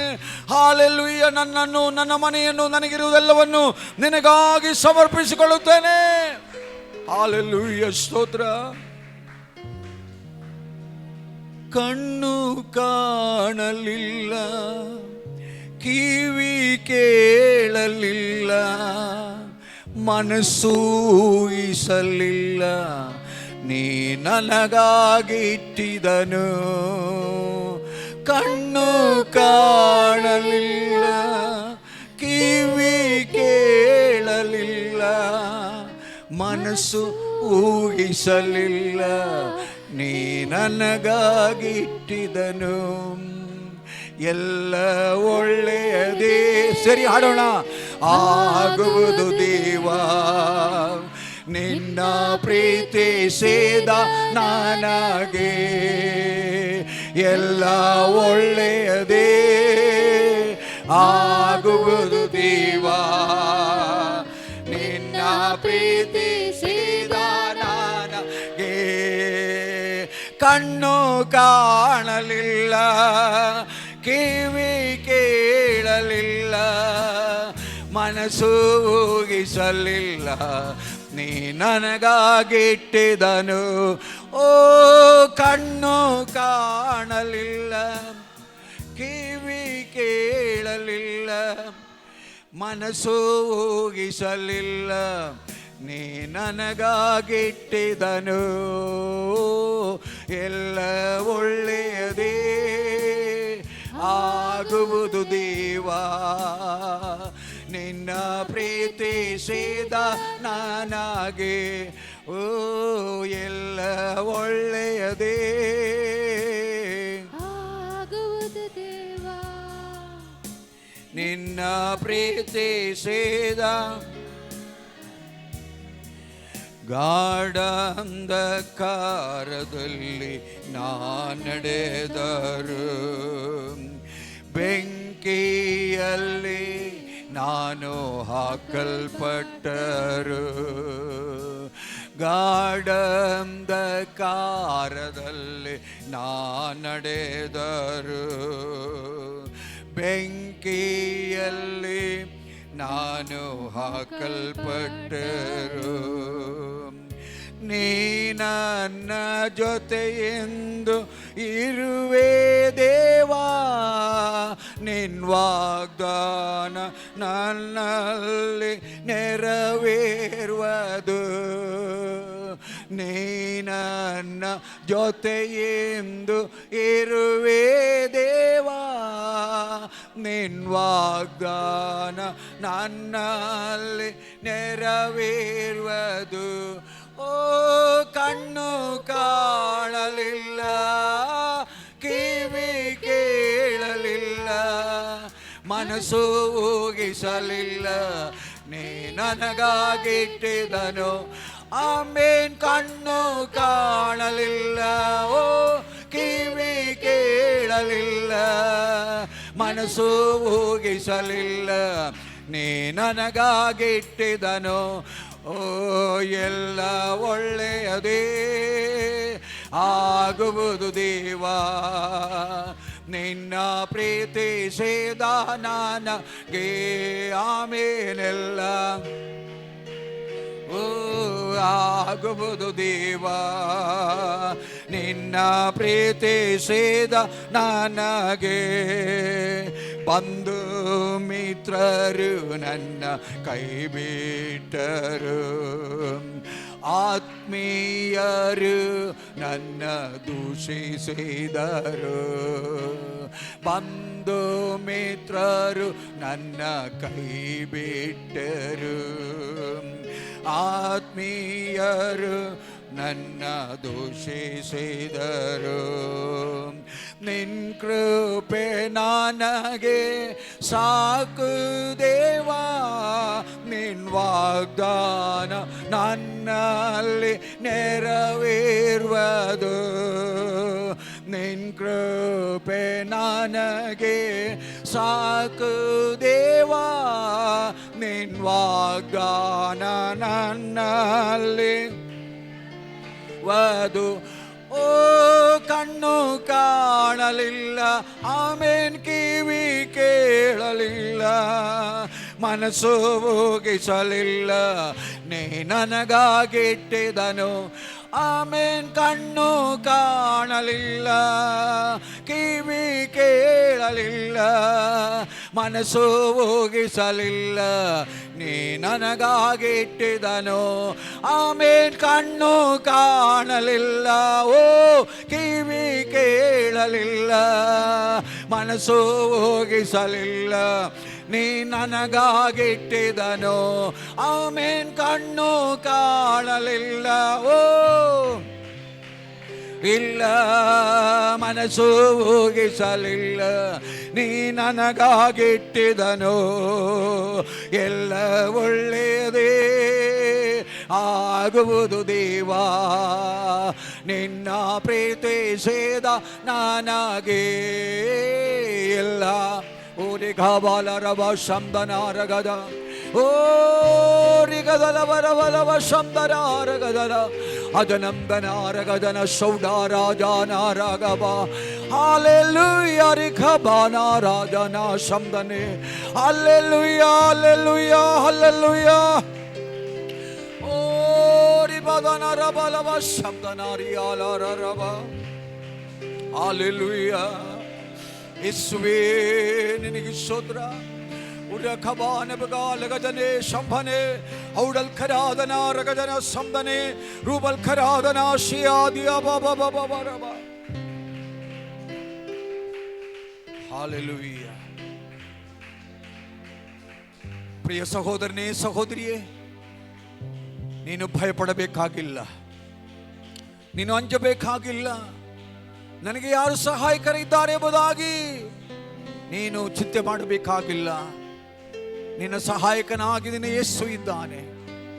ಅವನು ನಿನ್ನ ಜೀವನದ ಯಜಮಾನನಾಗಿರುವುದಾದರೆ, ನಿನ್ನ ಕುಟುಂಬದ ಯಜಮಾನನಾಗಿರುವುದಾದರೆ, ನಿನ್ನ ಕಾರ್ಯಗಳಲ್ಲಿ ಆತನಿಗೆ ಮೊದಲ ಸ್ಥಾನ ಇರುವುದಾದರೆ, ನಿನ್ನೆಲ್ಲ ಕಾರ್ಯಗಳನ್ನ ಆತ ನೋಡಿಕೊಳ್ಳುತ್ತಾನೆ. ಆತನ ಆಶೀರ್ವಾದಗಳು ಆತ ನಿನಗೆ ದಯಪಾಲಿಸುತ್ತಾನೆ. ನಿನ್ನನ್ನು ಆಶೀರ್ವದಿಸುವುದಕ್ಕಾಗಿ ಆತನು ಇಲ್ಲಿಗೆ ಬಂದಿದ್ದಾನೆ. ನಿನ್ನ ಕೊರತೆಗಳು ನೀಗಿಸುವುದಕ್ಕಾಗಿ ಆತನು ಇಲ್ಲಿಗೆ ಬಂದಿದ್ದಾನೆ. ನಿನ್ನ ಸಮಸ್ಯೆಗಳ ಬಗೆಹರಿಸುವುದಕ್ಕಾಗಿ ಆತನು ಇಲ್ಲಿಗೆ ಬಂದಿದ್ದಾನೆ. ನಿನ್ನ ವೇದನೆಗಳನ್ನು ನೀಗಿಸುವುದಕ್ಕಾಗಿ ಆತನು ಇಲ್ಲಿಗೆ ಬಂದಿದ್ದಾನೆ. ಊರೆ ಖಬಾನ ರಿಯಾದಾನ ರಬ ಶೌದಾನ ರಬ ರುಚನ ರಗಜನ ಸೌಡಲ ರಗಜನ. Hallelujah hallelujah.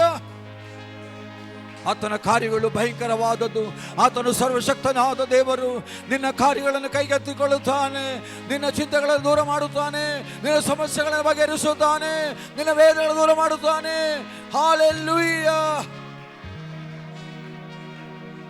ಆತನು ನಿನಗಾಗಿಟ್ಟಿದ್ದನ್ನು, ಆತನು ನಿನಗಾಗಿ ಸಿದ್ಧ ಮಾಡಿದ್ದಂತನ್ನ ಯಾವ ಕಣ್ಣು ಕಾಣಲಿಲ್ಲ, ಯಾವ ಕಿವಿಯೂ ಕೇಳಲಿಲ್ಲ, ಯಾರ ಮನಸ್ಸಲ್ಲೂ ಊಹಿಸಲೇ ಸಾಧ್ಯವಲ್ಲ. ಅಷ್ಟೊಂದು ಆಶೀರ್ವಾದಗಳು ಆತ ನಿನಗಾಗಿಟ್ಟಿದ್ದಾನೆ. ಅದನ್ನು ಹೊಂದುವುದಕ್ಕಾಗಿ ಬೆಳಗಿನ ಸಮಯದಲ್ಲಿ ನಿನ್ನ ಪೂರ್ಣವಾಗಿ ದಿವಸ ಒಪ್ಪಿಸಿಕೊಡುವನ. ಪ್ರೀತಿಯುಳ್ಳ ದೇವರೇ, ನಿನ್ನ ವಾಕ್ಯದ ಮೂಲಕವಾಗಿ ನಮ್ಮ ಸಂಗಡ ಮಾತನಾಡಿದೆಯಪ್ಪ. ಒಬೇದೆದೋಮನನ್ನು, ಅವನ ಮನೆಯನ್ನು, ಅವನಿಗಿದ್ದುದೆಲ್ಲವನ್ನು,